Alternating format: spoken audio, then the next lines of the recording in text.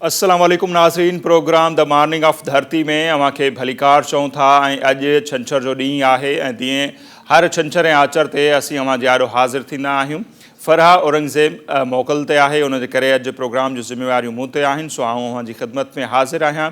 सो अॼु बि असांजे प्रोग्राम में इंतहाई अहम शख़्सियतूं जेके आहिनि उहे महिमान आहिनि, उन्हनि सां अवां जी मुलाक़ात कराईंदासीं। उन सां गॾोगॾु खोड़ सारा सेगमेंट जेके इन प्रोग्राम जो हिसो हूंदा आहिनि, यकीनन अवां ख़बर हूंदी उहे कहिड़ा आहिनि।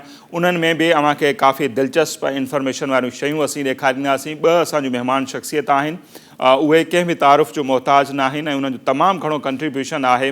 उन्हनि सां थोरी देरि खां पोइ अॼु अवां जी थींदी मुलाक़ात। ऐं जीअं असांजो पहिरें प्रोग्राम खां वठी इहो वाइदो रहियो आहे त असांजी कोशिशि आहे तव्हांजो जेको सैटरडे ऐं संडे आहे, ही ॿ जेके ॾींहं आहिनि ख़ासि तौर ते मोकल वारा, उन्हनि खे बणाइणो आहे यादगार ऐं ख़ुशगवार। अवां पंहिंजनि घरनि में मौजूदु आहियो, नाश्तो वग़ैरह अवांजो हले थो पियो ऐं यकीनन अवांजो ही प्रोग्राम असांजो ॾिसंदा हूंदा, उनखे बि अवीं पसंदि कंदा हूंदा। ऐं वधीक प्रोग्राम खे अॻिते वधाइण खां अॻु में असांजो जेको पैटर्न आहे, असीं शाह लतीफ़ जे शेर सां पंहिंजे प्रोग्राम जी शुरूआत कंदा आहियूं। सो अॼु जेको शेर अवां जे लाइ ख़िदमत में असीं हाज़िर कयूं था उहो आहे, लतीफ़ साईं फरमाइनि था त जा वहे तां वाट, जा वहे ता वाट, कपर पुछनि कूड़ियूं, जन खे सिक साहड़ जी से घेड़ न पुछनि घाट, जन खे इश्क जी उसाट से वाहड़ भाइनि विकिड़ियूं।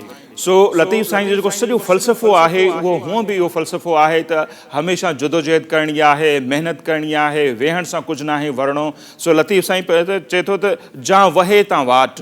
हाणे सवली सिंधी में जेकॾहिं असीं सम्झायूं त जेॾांहुं हिमत वारो माण्हू या जंहिं जेको इरादो करे वरितो आहे त उहो जेॾांहुं हलंदो आहे त घस पंहिंजो ठाहे वठंदो आहे। से कपर पुछनि कूड़ियूं। सो उहे असल आशिक़ आहिनि ई कोन, जदोजहद कंदड़ आहिनि ई कोन, जेके कपर पुछनि त हिन दरिया जी कंधी किथे आहे, किनारो किथे आहे। जेके महिनत कंदड़ हूंदा आहिनि उन्हनि खे कपर जी किनारे जी परवाह ई न हूंदी आहे। ऐं जॾहिं हू हली पवंदा आहिनि त दरिया बि जेको आहे उन्हनि खे हिकिड़ो नंढिड़ो जेको आहे वाहड़ लॻंदो आहे, वाहिड़ी लॻंदी आहे, ते तव्हां जंप हणंदसि तव्हां पहुची वेंदसि। सो ज़िंदगी जो फ़लसफ़ो बि नाज़रीन इहो ई आहे त स्ट्रगल कयो जेतिरो थी सघे, अॻिते उहो ई माण्हू वधी सघे थो जेको तमामु घणी जेको आहे उहो महिनत ई करे थो। ऐं उन सिलसिले में 2016 में ऑस्ट्रेलिया में हिकिड़ी मूवी बि ठही हुई जंहिंजो नालो आहे द सीक्रेट। उहा मौजूदु आहे इंटरनेट ते, अवी ॾिसी सघो था। ऐं उन मूवी जो बि जेको मक़सदु आहे उहो इहो ई आहे त थॉट बिकॉज़ थिंग्स, जेको अवी जेकॾहिं सोचो नथा त अॻिते नथा वधी सघो। पहिरियां माण्हू सोचींदो आहे ऐं दुनिया में अॼु जेके बि शयूं अवां जे आॾो मौजूदु आहिनि, जेके मूंखे नज़र अचनि पियूं, मुंहिंजे साम्हूं कैमरा आहे, AC आहे, या ही जेको स्टूडियो आहे, टेबल कुर्सी, या जेके कपिड़ा अवां पातियूं वेठा आहियो, आऊं पातियूं वेठो आहियां, इहे पहिरीं असांजे ज़हन में आया। कंहिं इहे सोचियो हो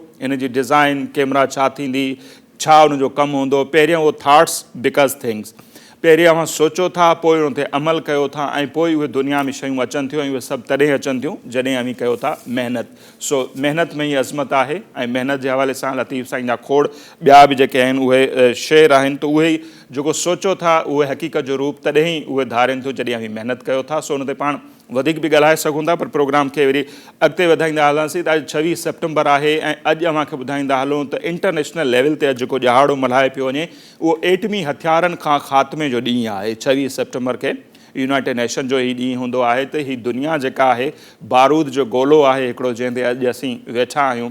ऐं उते ख़ासि तौर ते जेके एटमी हथियार जॾहिं खां ठहिया आहिनि त हीअ दुनिया तमामु घणी जेका उहा गैर महफ़ूज़ बणिजी वई आहे। छाकाणि त पहिरियां तीर ऐं तलवारुनि जो दौरु हूंदो हो जॾहिं बि कंहिंजूं जंगियूं लॻंदियूं हुयूं, ऐं उनखां पोइ वरी बंदूक आई, बंदूक खां पोइ टैंक आया, उनखां पोइ जेट जहाज़ अची विया। पर हाणे त एटमी दुनिया आहे ऐं उनजो दौरु आहे। किथे बि वेठे मां क्लिक कयो था, हिकिड़े खिते खां ॿिए खिते ते तव्हां उनखे तबाह करे सघो था। ऐं हिरोशिमा ऐं नागासाकी ते अमेरिका जेके बम वसाया जापान ते, उनजी तबाही अॼु बि जापान भोॻे थो पियो। सो इंटरनेशनल लेवल ते 26 सेप्टेम्बर खे मल्हायो वेंदो आहे यूनाइटेड नेशन तरफ़ां त एटमी हथियारनि खां पाक कजे हिन दुनिया खे। पर हक़ीक़त बिना उनजो उबतड़ आहे। दुनिया असांखे एतिरी सेफ़ नज़र अचे कोन थी ऐं दुनिया में वधि खां वधि हथियार ठाहिणु, उन्हनि खे खपाइणु, उन्हनि जी जेका हिर्स आहे उहा ॾींहों ॾींहुं वधे पई। ऐं सालियाना इहा लिस्ट बि ईंदी आहे कहिड़े मुल्क केतिरा हथियार ठाहिया, कंहिं केतिरा ख़रीद कया। ऐं अॼु जीअं अव्हांखे ॿुधाइनि पिया त न्यूक्लियर वेपन्स जे ख़ात्मे जो ॾिहाड़ो आहे, त हिन वक़्तु जेके डिक्लियर कंट्री आहिनि न्यूक्लियर वेपन जा, उहे 9 आहिनि, जंहिंमें अमेरिका आहे, बर्तानिया, चीन आहे, फ्रांस, रूस, उनखां पोइ इंडिया आहे, पाकिस्तान ऐं उत्तर कोरिया जेको आहे उहो बि डिक्लेयर थियल आहे एटमी मुल्क हींअर थी चुको आहे। इसराइल के हवाले से तमाम घणो मशहूर है, दुनिया की खबर है तो उन्होंने एटमी वेपन आहिनि पर उन्होंने पाण के अञा ताईं डिक्लेयर न कयो आहे। ईअं ई ईरान के हवाले से भी ॻाल्हियूं थियनि थियूं, उन्हनि वटि भी एटमी वेपन आहिनि, इहा ताक़त अची चुकी है पर उहे भी अञा ताईं डिक्लेयर न पिया कनि। ऐं बीइंग ए ह्यूमन, हिकिड़े इंसान हुजण जे नाते सच पुछो तो मूंखे पर्सनली या मुंहिंजी राय आहे, मूंखे हैरत थींदी आहे त दावाऊं कयूं वेंदियूं आहिनि त असीं एटमी कुवत आहियूं। भई एटमी कुवत हुजण का फ़ख्र जोगी ॻाल्हि न आहे। असांखे फ़ख्र तॾहिं करणु खपे त तालीम जे मैदान में असां छा कयो आहे, गुरबत जे ख़ात्मे जे हवाले सां असां छा कयो आहे, हेल्थ जे हवाले सां असां छा कयो आहे। पाकिस्तान ऐं इंडिया जहिड़ा जेके मुल्क आहिनि, ईअं ई उत्तर कोरिया जो मिसाल आहे त उते माण्हुनि खे खाइण जे लाइ कुझु कोन्हे। तमामु वॾो तादादु आहे माण्हुनि जो जेके गुरबत जी लकीर खां हेठि ज़िंदगी गुज़ारनि पिया, पर उहे मुल्क जेके आहिनि तमामु घणो पैसो हथियारनि ते ख़र्चु कनि पिया। ख़ासि तौर ते एटमी जेके हथियार आहिनि उहे गॾु करण जी ड्रोड़ में शामिल आहिनि, पर हू पंहिंजे माण्हुनि ते ख़्यालु नथा कनि। ऐं इहे एटमी हथियार कहिड़े कमु अचनि था जॾहिं कोरोना जहिड़ी वबा अचे थी। ऐं तव्हां ॾिसो हिकिड़ो नंढड़ो वायरस आहे जेको अखि सां नज़र बि कोन थो अचे, उहो सॼी दुनिया में भौचाल मचाए थो ॾिए। त इते जेकॾहिं असांजो हेल्थ जो निज़ाम बहितर हुजे हा, दुनिया जी ॻाल्हि था कयूं, त हिन वबा जो असीं मुक़ाबिलो करे सघूं हा। ऐं जॾहिं बि अहिड़ियूं वबाऊं अचनि थियूं उहे ज़ाहिर कनि थियूं त इन्हनि खे तव्हांजा एटमी हथियार जेके आहिनि उहे ख़तमु कोन था करे सघनि। तव्हांजा साइंटिस्ट, तव्हांजूं जेके लैब आहिनि उहे ख़तमु करे सघनि थियूं। त तव्हां तिब जे शोबे में केतिरो पैसो लॻायो था, एजुकेशन जे शोबे में केतिरो पैसो लॻायो था, गुरबत जे ख़ात्मे जे लाइ केतिरो पैसो लॻायो था, इम्पॉर्टेंट शयूं इहे आहिनि। पर उहो ई जीअं असां चयोसीं त अफ़सोस आहे त हथियार ख़रीद करण ते असीं प्राउड फील कयूं था, पर जिते असल पैसो ख़र्चु थियणु खपे दुनिया उते ख़र्चु न पई करे। उनजे करे दुनिया जेका आहे ॾींहों ॾींहुं गैर महफ़ूज़ बणिजंदी पई वञे। सो उन ते बि वधीक ॻाल्हाए सघिजे थो तमामु घणो, पर जेके असांजा ॿिया सेगमेंट आहिनि उन्हनि जो बि जेको वक़्तु आहे उहो थियण ते अचे थो। ऐं हींअर असीं पंहिंजे प्रोग्राम में शामिलु कंदासीं जेके अॼु जूं टॉप स्टोरीज़ आहिनि।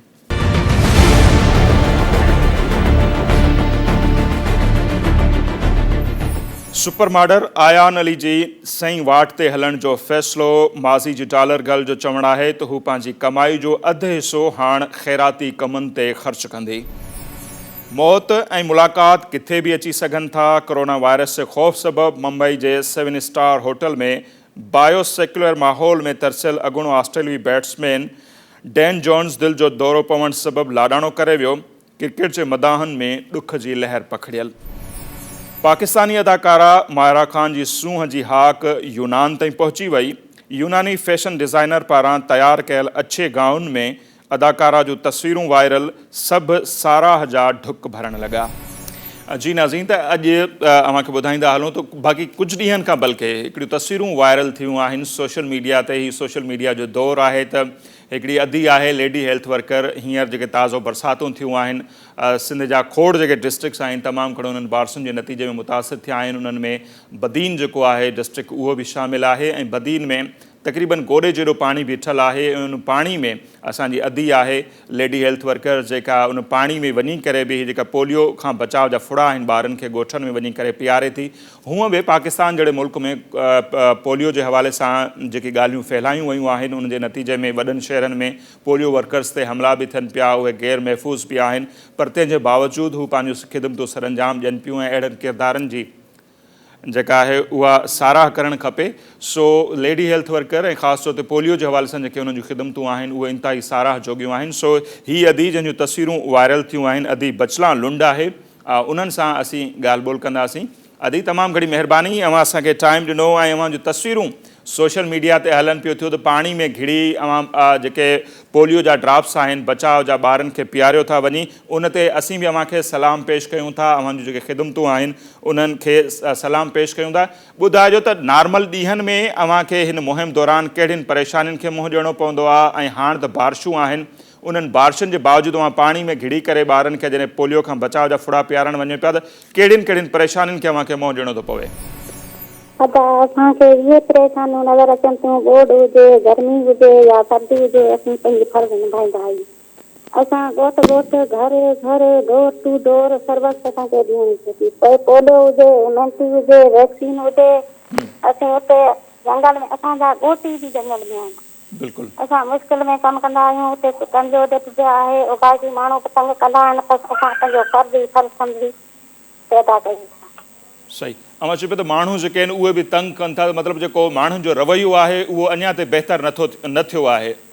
जी ना असांजो उहो रवैयो आहे जेको अञा ताईं त न थिए पियो। असां आम आदमी जो असांजो जेको पघार आहे असांखे हिन वक़्तु 30,000 आहे।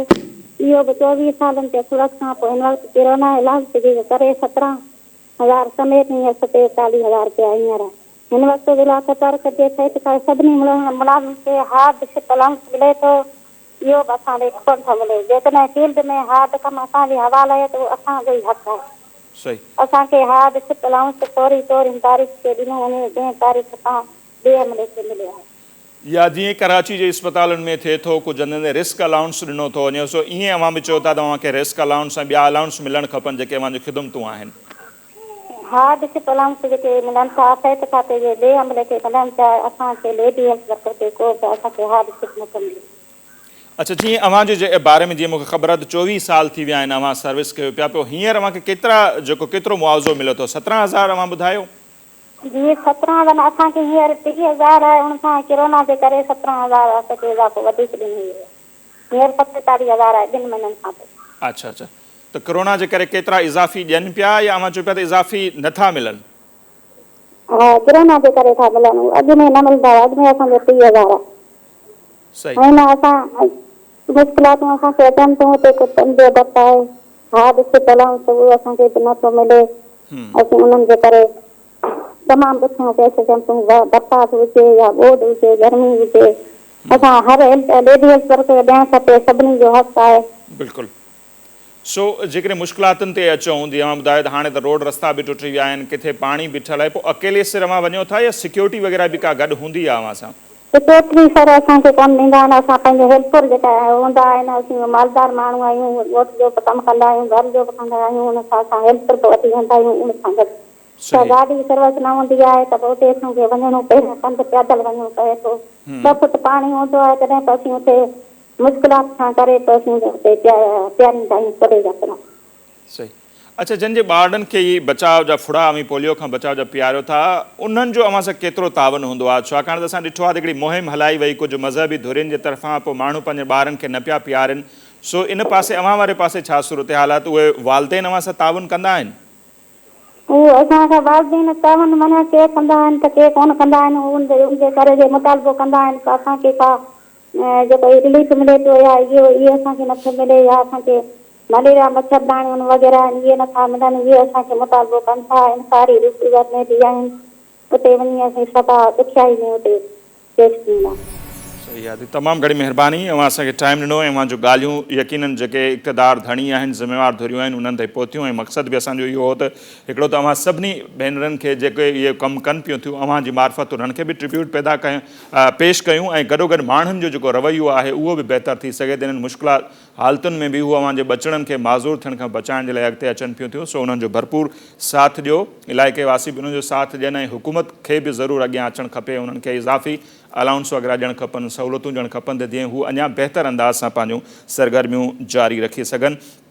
सो नाज़रीन हिते वठंदासीं ब्रेक ऐं ब्रेक खां अॻु में अव्हांखे ॿुधाईंदो हलां त ब्रेक खां पोइ जेका महिमान शख़्सियत असांखे जॉइन करणु वञे पई उन्हनि जी तमामु घणी कंट्रीब्यूशन आहे ख़ासि तौर ते फलाही कमनि जे हवाले सां दुनिया लेवल ते उन्हनि जे इदारे जो ऐं हाणे उन्हनि जो नालो आहे उन्हनि जा खोड़ सारा ड्रीम आहिनि ख़्वाब आहिनि हू अञा तमामु घणो कुझु करणु चाहिनि पिया ऐं कोरोना जी सूरत हाल में असांजे हुकूमत जेका आहे दुनिया खां जॾहिं इमदाद जूं दरख़्वास्तूं पई करे कर्ज़ माफ़ु करण जूं दरख़्वास्तूं पई करे त हीअ उहा शख़्सियत आहे ऐं उन्हनि जो इदारो उहे दुनिया जी मदद कनि पिया ऐं ख़ासि तौर ते बर्तानिया जहिड़ो मुल्क हुजे चाइना जहिड़ो मुल्क हुजे ईरान हुजे ऐं जेके बि तमामु तरक़ी याफ़्ता मुल्क आहिनि उन्हनि जी बि हुननि मदद कई न रुगो उन्हनि जी मदद कई पाकिस्तान जी हुकूमत जी उन्हनि मदद कई आम माण्हुनि जी तमामु घणी मदद कई न रुगो कोरोना पर उनखां हटी करे बि उन्हनि जूं फलाही जेके सरगर्मियूं आहिनि ऐं ख़िदमतूं आहिनि उहे बि क़ाबिल तारीफ़ आहिनि सो कुझु ई देरि खां पोइ उन्हनि शख़्सियतनि सां उन शख़्सियत सां अव्हांजी करायूं था मुलाक़ात हिते वठूं था मुख़्तसिर ब्रेक ऐं ब्रेक खां पोइ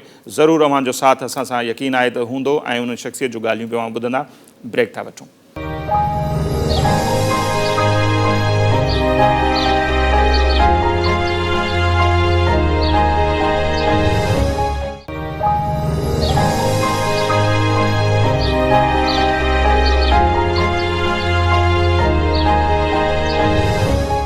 जी नाज़रीन ब्रेक खां पोइ हिकु भेरो ॿीहर अव्हांखे भलीकार चऊं था ऐं अॼु जी जेका असांजी महिमान शख़्सियत आहे जीअं पहिरियों अव्हांखे ॿुधायोसीं त इंसानियत जी ख़िदमत वारी जेका सल्तनत आहे सॼी दुनिया में उनजो अकेलो ई हुक्मरान हो अब्दुल सत्तार ईदी साहब।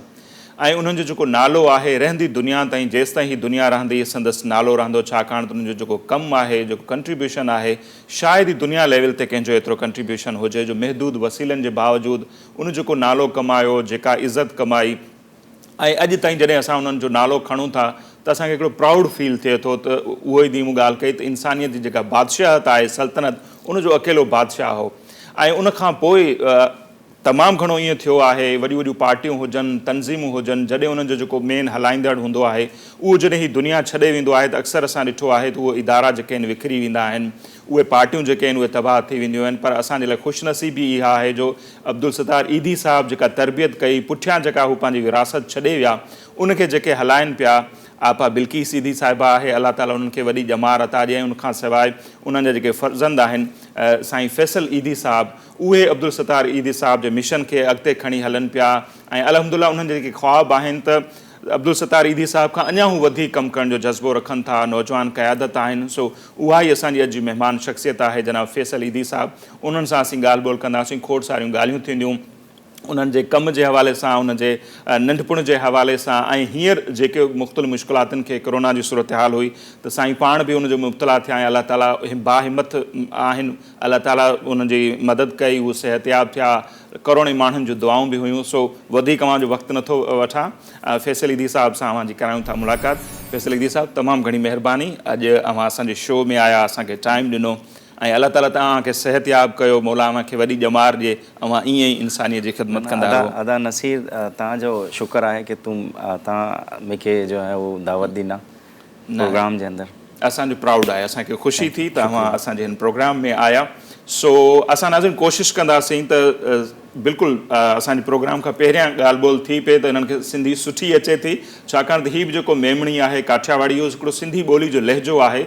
सो साईं पाण ख़्वाहिश इहा ॾेखारी आहे त शुरू में आउं सिंधी में ॻाल्हाईंदुसि, पोइ असीं कोशिशि कंदासीं त उर्दू बि असांजी पंहिंजी ज़बान आहे। ऐं असांजी ख़ुशूसियत इहा आहे त असांजो कंहिं बि ॿोली सां का नफ़रत कोन्हे, कंहिं मज़हब सां, कंहिं फ़िरक़े सां कोन्हे। इहा ई इंसानियत जो दर्स आहे त सभु ॿोलियूं असांजूं पंहिंजूं आहिनि, समूरा मज़हब फ़िरक़ा असांजा आहिनि, छाकाणि त असीं इंसान आहियूं, अशरफुल मख़लूक़ात आहियूं। ऐं मौला जो पैगाम बि आहे त मुंहिंजी मख़लूक़ सां मुहबत कयो, ऐं उहो ई मिशन आहे साईं फैसल ईदी साहब जो। त फैसल ईदी साहब जेकॾहिं शुरूआति पाण हितां कयूं, अब्दुल सत्तार ईदी साहब जो एॾो वॾो कमु, ऐं जॾहिं हू जिस्मानी तौर ते असां खां हलिया विया आहिनि, रूहानी तौर असां सां अॼु बि गॾु आहिनि, उहे जॾहिं हलिया विया त उन्हनि जो एॾो वॾो कमु हो, ऐं उनखां पोइ उन समूरे कम जूं ज़िम्मेवारियूं अव्हांजे कुल्हनि ते अची वियूं, कांधों पे आ गई। त उहे ज़िम्मेवारियूं अदा कंदे अव्हांखे मुश्किलातूं पेश आयूं या कीअं पियो अव्हांजो उहो कमु हले? न, मुश्किलात तो कोई पेश न आयूं। ईदी साहब इन्हनि कम लाइ કરીને मूंखे तयारु करिया हुआ ताकि आउं ई कमु संभाली सघां। ने ईदी साहब मुंहिंजी तरबियत जॾहिं करिया हुआ, अॼु से 25 वरनि तक ईदी साहब 27 वरनि तक ईदी साहब जे साथ आउं कमु कंदो रहियो। तो वो हमेशा मूंखे ॻाल्हाइणा हुआ कि तूं कमु करे सघे थो। ने आउं अमेरिका छॾीने जो है ईदी साहब वटि आयो हुओ जॾहिं आउं 16-17 वर्ष जो हुओ। सही। तो ईदी साहब उन वक़्त से मूंखे तैयार कंदा हुआ ताकि जो है इदारे के हलाई सघां। ने मूंखे शौक़ बि हुओ, मूंखे शौक़ हो कि आउं घणी जदीद चीज़ूं इन इदारे जे अंदरि मुतारिफ़ कराया ने चीज़ूं गिनी अचां ताकि जो है इदारे जा ख़र्चा आहिनि उहो कम थियनि, ने सर्विस में जो है वो इज़ाफ़ो थिए, ने उनमें आउं कामयाब भी थियो। ने ईदी साहब मुंहिंजो घणो साथ ॾींदा, ने मुंहिंजी तरबियत में मूंखे हर कमु करणु ॾींदा हुआ ताकि मूंखे तजुर्बो वधे। सही। ने आउं सम्झी सघां कि किन तरीक़े से इदारा हलनि था, ने जो है ना मैनेजमेंट किन तरीक़े से बेहतर थिए थी। अच्छा, वरी जे आख़िर में मूं अव्हांजो हिकिड़ो इंटरव्यू ॾिठो त उनमें भी ईदी साहब चाहिनि पिया तव्हां ये जिम्मेवारियूं खणो, पर अव्हां थोड़ो उनखां लहराए पिया, कतरा रहे थे कि नहीं मैं शायद ना कर पाऊँ, पर ईदी साहब का जोर था कि नहीं आपको करना है। जी जी बिल्कुल, ईदी साहब मुझे डांटते थे कि नहीं, ईदी साहब को कहता था बहुत बड़ी जिम्मेदारी है,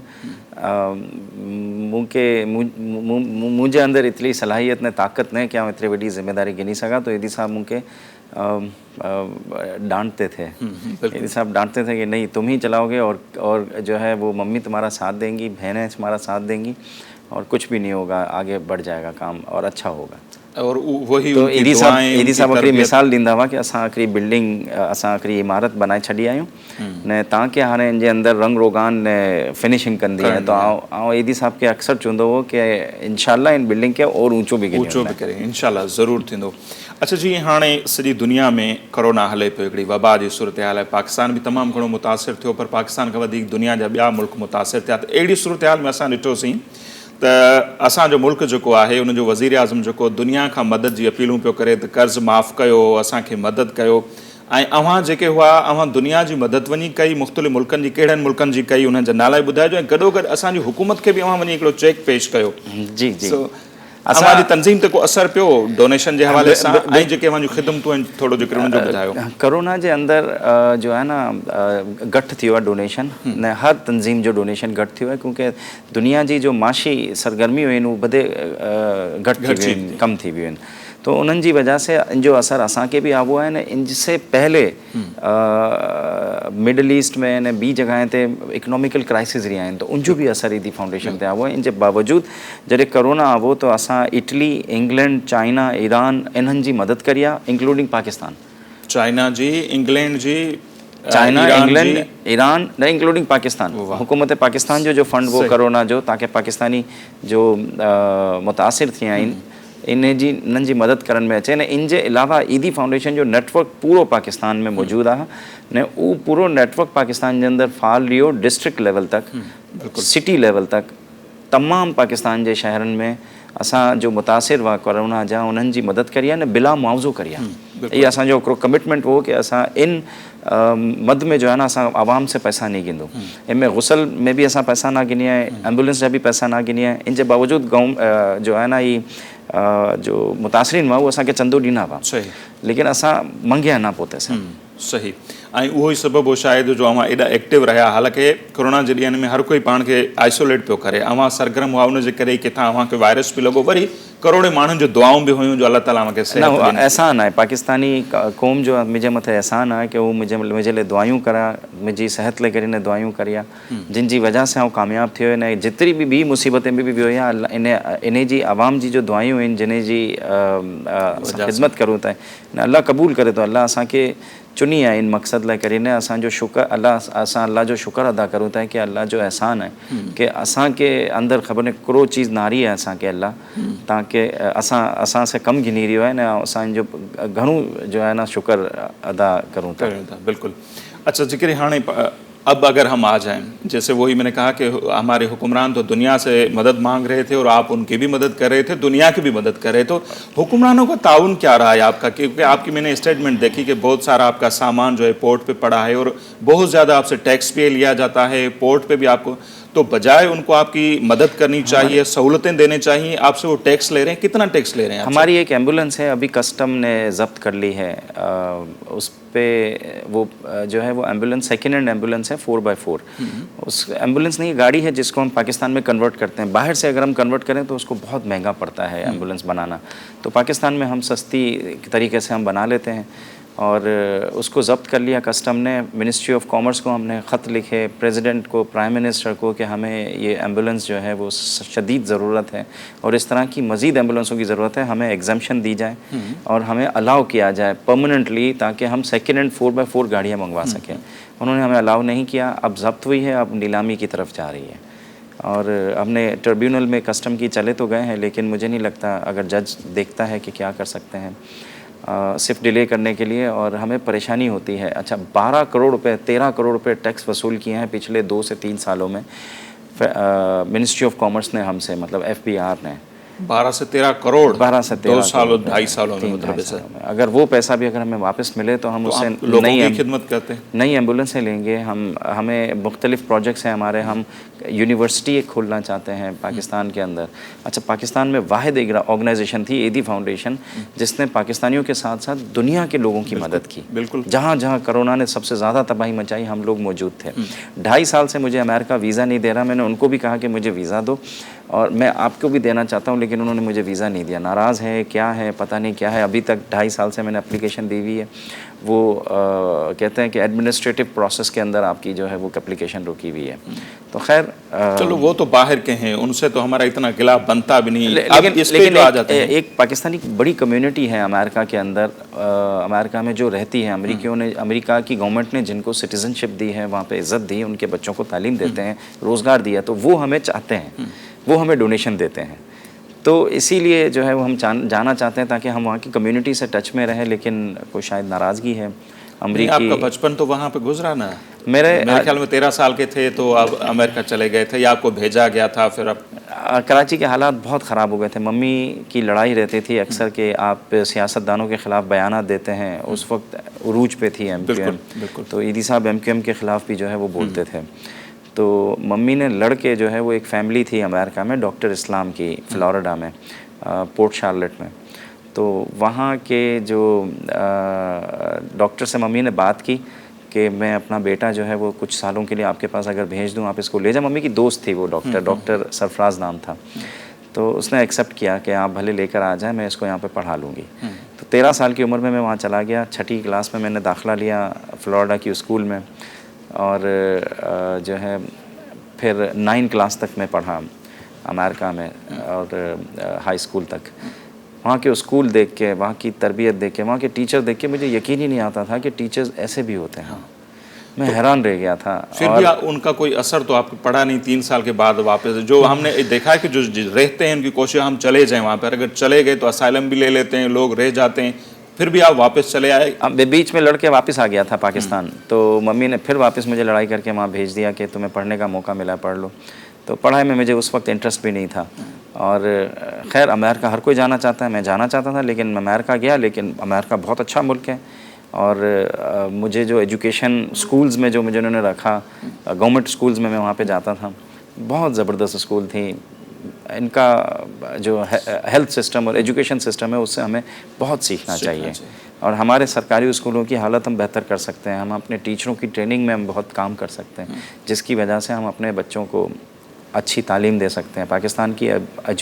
पाकिस्तान में जो लिटरेसी रेट है वो आज भी जो है वो लेस 60% से अबव है। सही। अच्छा मुख्तसर ये इलिटरेसी रेट जो है चला तो मैंने वो अब आपका बचपन भी छेड़ दें। आते हैं उस बात पर कि इतना आप टैक्स आपसे ले रहे हैं, आपने वज़ीर आज़म से मुलाकात की, शायद शब्बर ज़ैदी साहब थे, उनसे भी रब्ता किया, तो अब तक क्या रिप्लाई आपको मिला कि आपका टैक्स माफ़ कर दिया या शब्बर ज़ैदी ने कहा कि मेरे पास इख्तियार नहीं है। वो चेयरमैन FBI थे और इनके पास हकीकत में इख्तियार नहीं है। इसकी वजह यह है कि IMF जो है वो पाकिस्तान के ऊपर जो है वो अपनी पॉलिसीज़ लेकर आता है, रूल्स एंड रेगुलेशंस इम्प्लीमेंट करता है, क्योंकि पाकिस्तानी को अरबों रुपए इनको हर साल IMF और वर्ल्ड बैंक को पैसे देने होते हैं, कर्ज़ की जो वापसी की शक्ल में है। तो वो क्या होता है कि इनको टैक्स कम वसूल होते हैं। तो टैक्स इसलिए कम वसूल होते हैं कि यहाँ पे FPR चेयरमैन के पास बहुत सारे इख्तियारात थे टैक्स एग्जम्पशन के। तो हमारे जितने MP हैं, MNA हैं, उन सब की जो है वो NGOs बनी हुई हैं। तो वो वहाँ से करोड़ों अरबों रुपए का माल मंगवाते हैं, टैक्स एग्जम्प्ट करवाते हैं अपनी जाली NGOs के नाम पे, और FPR के चेयरमैन जो है वो उनको दबाव होता है, MNA MP है, प्लस पार्टियों के साथ लिंक है। तो फिर IMF और वर्ल्ड बैंक ने इनसे इख्तियारात ले लिए, मिनिस्ट्री ऑफ कॉमर्स के पास चले गए, ताकि जो है वो ये एग्जम्पशंस ना मिलें। जिनको चाहिए वो एग्जम्पशंस उनको दे नहीं रहे, उनको तंग करते हैं, परेशान करते हैं। और अभी भी जिनको नहीं देनी चाहिए, ये जो चीनी स्कैंडल हुआ, आटा, बहुत सारे स्कैंडल, और जो बड़ी बड़ी मरात, ना सिर्फ मरात लेते हैं पॉलिटिशियन, कर्जा भी माफ़ करवा देते हैं। जिनकी इंडस्ट्रियाँ बड़ी बड़ी शो करते हैं कि हम नुकसान में गए, वो तो माफ़ करवा लेते हैं, लेकिन आपको माफ़ नहीं कर रहे। खैराती पैसा है। लंदन के अंदर हमें जितना चंदा मिलता है उसका एक हिस्सा वहाँ की गवर्नमेंट हमें देती है। सही। हमारे सारे एग्जम्पशंस हैं, इनकम टैक्स एग्जम्प्टेड है, वहाँ के लोकल टैक्सेस एग्जम्प्टेड हैं, यहाँ तक कि जो लोकल काउंटी होती है, म्यूनिसिपैलिटी है, वो तक भी हमसे टैक्सेस नहीं लेती। हमारे यहाँ जो है वो FBR हमसे 12 करोड़ रुपए लेके टैक्स बैठी हुई है, हमें रिटर्न नहीं कर रहे।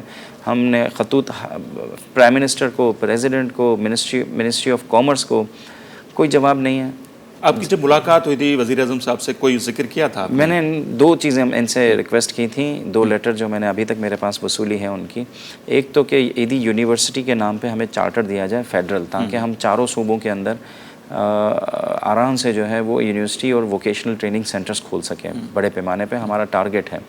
और दूसरा इनसे हमने रिक्वेस्ट की थी कि हमारी जो इंपोर्ट करते हैं हमारी कुछ आइटम्स हैं उनको हमें SRO है कस्टम्स का उसके अंदर शामिल कर दें और फेडरल एक्साइज ड्यूटी हमसे जो वसूल की जा रही है वो भी माफ़ कर दें, ताकि फेडरल एक्साइज ड्यूटी और कस्टम्स की मद में हमने जो तकरीबन पिछले 12-13 करोड़ रुपए दिए हैं, अगले आने वाली इंपोर्ट पे हमें परेशानी ना हो। हमें किश्तियों के इंजन मंगवाने हम नहीं मंगवा सकते हैं क्योंकि उनके बहुत हैवी टैक्सेस होते हैं और हमें बाहर से वो 1 लाख रुपए का मिलता है, पाकिस्तान में वो 3 लाख 4 लाख रुपए का मिलता है। तो इस तरह से हम इमदादी सामान हम अच्छा ले सकें, ज़्यादा ले सकें उन्हीं पैसों से। ये सुनते ही नहीं है। इतनी दफ़ा हमने लेटर लिखे, कोई जवाब नहीं है।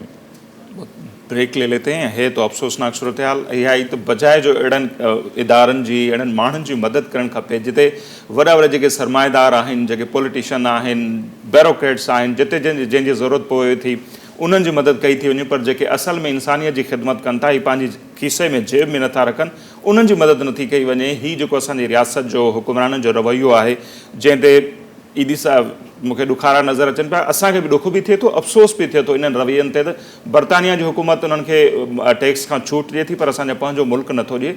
इन ते अफ़सोस ई करे सघे थो ऐं मन कंहिंखे का गैरत अची वञे, उनखे ख़्यालु अची वञे त हिननि जी इहे टैक्स वग़ैरह जा मामला हल कनि, जेके गाॾियूं फाथियूं पियूं आहिनि उहे अची सघनि, जीअं इंजण ई घुराए सघनि, ॿेड़ियुनि जा तूफ़ान जी सूरत हाल में ऐं सैलाब जी सूरत हाल में माण्हुनि जी मदद करे सघनि। सो खोड़ सारियूं ॻाल्हियूं फैसल ईदी साहब सां अञा असीं कंदासीं, पर हिते वक़्तु थियो आहे मुख़्तसर ब्रेक जो। ब्रेक वठूं था, पोइ फैसल ईदी साहब सां ॿियनि मामलनि ते बि असीं ॻाल्हि ॿोल कंदासीं।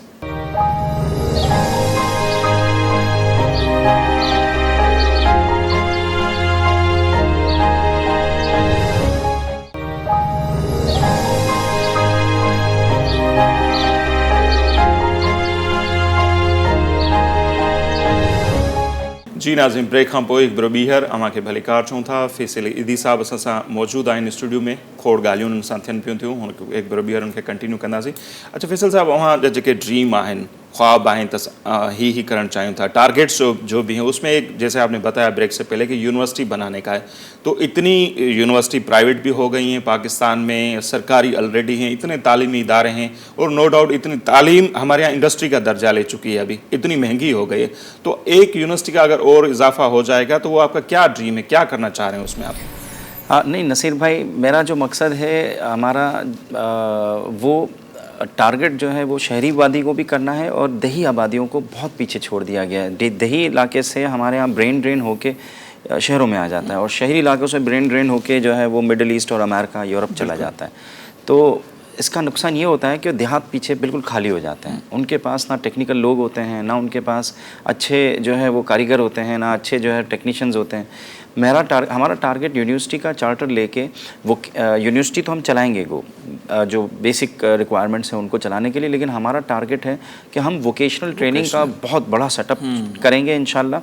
और उसमें ब्लॉक बिल्डिंग होती है। बहुत सारे स्टूडेंट्स ऐसे होते हैं हमारे गरीब इलाकों में, शहरी गरीब इलाकों में, देहातों में, जो अपने बच्चों को एजुकेट नहीं करा सकते, उनके पास पैसे नहीं होते। हम उनको मौके देंगे और उनको 6 महीने का 1 साल का कोर्स करवाया, वो वापस अपने गांव चले गए, उन्होंने 1-2 साल काम कर लिया, फिर नेक्स्ट लेवल का जो है वो कोर्स उसने फिर से दोबारा उसी फील्ड के अंदर लेवल 1, लेवल 2, लेवल 3 करके अगर उन्होंने 3 साल का कोर्स कर लिया, 4 साल के कोर्स कर लिया, तो उनको हम ग्रेजुएट भी कर देंगे और उनकी हम ब्लॉक बिल्डिंग, इसको ब्लॉक बिल्डिंग कहते हैं, और इस मॉडल पे हम लेके जा रहे हैं ताकि हमारे अपने देहातों में कंस्ट्रक्शन की बहुत बुरी हालत है।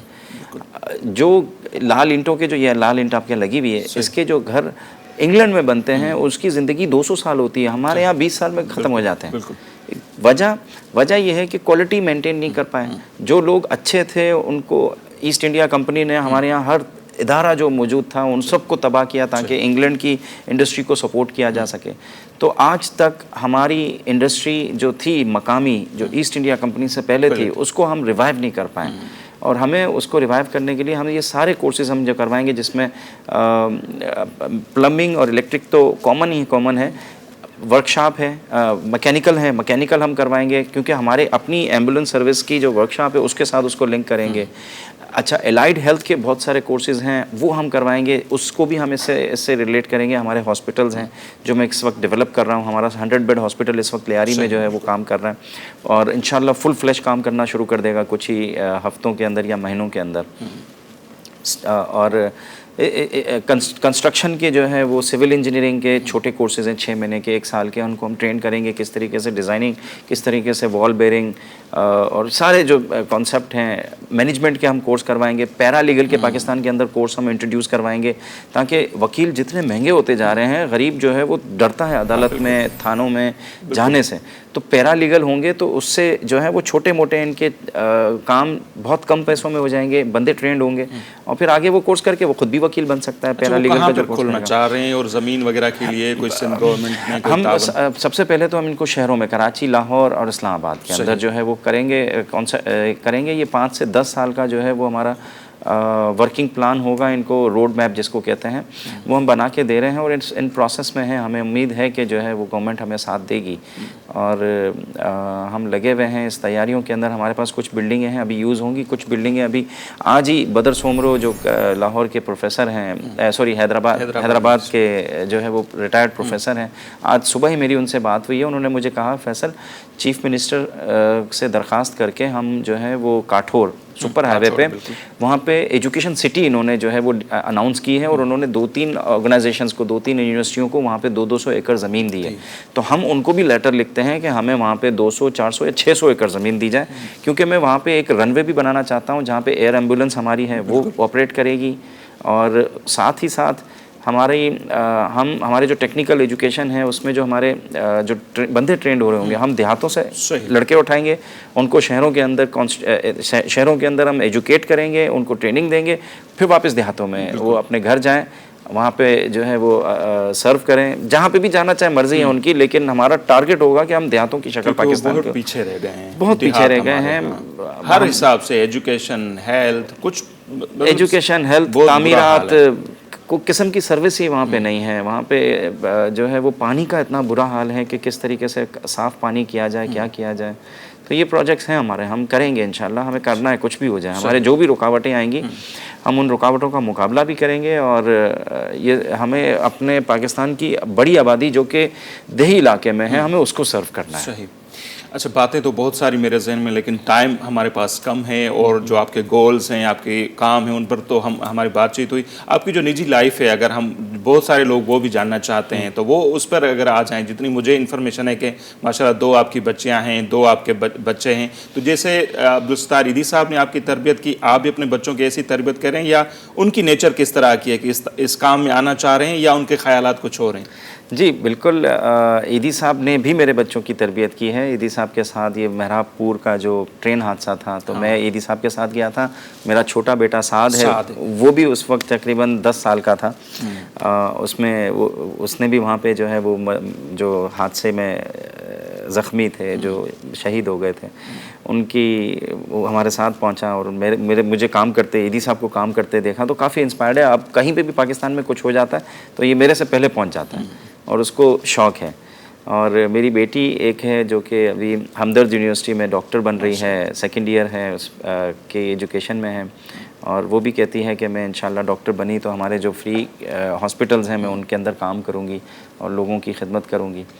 और हमारे जो भाभी हैं वो इतना एक्टिव नहीं है जैसे नहीं, भाभी भी एक्टिव हैं, बिल्कुल भाभी एक्टिव हैं। वो मम्मी के साथ जो है वो मुख्तलिफ सेंटरों को विज़िट करती हैं। मूसालन का जो 100 बेड हॉस्पिटल है हमारा, वो औरतों का उसका जो पूरा कंप्लीट सेक्शन है वो खुद वो चलाती है। अभी NICU को न्यूनेटल ICU, बच्चों का जो ICU होता है, उसको आज सुबह गई थी कि किस तरीके से अब उसको फाइनलाइज़ करना है, उसको लॉन्च कर रहे हैं हम। तो सारी तैयारियां हो गई हैं। तो 10 इंक्यूबेटर वहाँ पे हमने 6 लगाए हैं, फिर इसको 10 इंक्यूबेटर और 5 या 6 वेंटिलेटर भी लगेंगे, क्योंकि इस वक्त बच्चों की अमवात की शरह पाकिस्तान में इस पूरे रीजन, अफ़गानिस्तान से ज़्यादा है, इस पूरे रीजन से जो है वो ज़्यादा है। माएँ जो हैं उनमें खून की कमी है। जितनी गरीब आबादियाँ, चाहे वो लियारी ले लें, आप लांडी ले लें, कोरंगी ले लें, आप औरंगी टाउन ले लें, जितनी गरीब आबादियाँ हैं कराची की, उनमें औरतों के अंदर खून की कमी है बहुत, और मुंह में गुटका होता है, पेट में खाना नहीं है।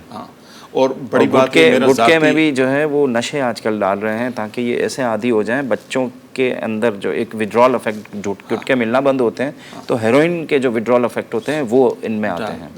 मेरा ज़ाती एक्सपीरियंस है कि बच्चों के जो ICU हैं वो बड़े से बड़े, जो कराची में बड़े नाम है आसपास, उनके बच्चों के ICU वार्ड बिल्कुल ही कम है। बेड नहीं मिल रहा था मेरे बच्चे को बड़े हॉस्पिटल में, फिर हम भागते रहे पूरी रात। तो मुझे तजर्बा है कि ये बड़े शहरों की सूरत हाल है तो गांव देहातों में आखिर क्या होगा? कुछ भी नहीं वो है किस इधर। तरह की गांव सूरत देहातों की बहुत बुरी हालत है। सिंध गवर्नमेंट बहुत कोशिश कर रही है, लेकिन हमारे लोगों में भी विल नहीं है। गवर्नमेंट खुद से क्या करेगी जब इनके जो लोग हैं वहाँ के उनमें विल होनी चाहिए बेहतर करने की। वो ऑन करें, पता नहीं क्यों ऑन नहीं करता कोई, अपनी चीज़ को ऑन नहीं करता कोई, लड़ता नहीं है उसकी बेहतरी के लिए। मायूसी ऐसी छाई हुई है हर जगह पे। गवर्नमेंट्स कोशिश कर रही हैं लेकिन बहुत स्लो रफ्तार है बेहतरी की। सही। अच्छा, अगर है तो ऐसे ही सवाल, जैसे अगर कोई अहम जिम्मेदारी आपको दी जाए, मतलब जैसे कुछ करने के लिए सीएम सिंध हो, गवर्नर हो, इस तरह का कोई अगर दी जाए तो आप कबूल करेंगे, ताकि वही जो आपका जज्बा है कि लोगों की मैं खिदमत कर पाऊँ?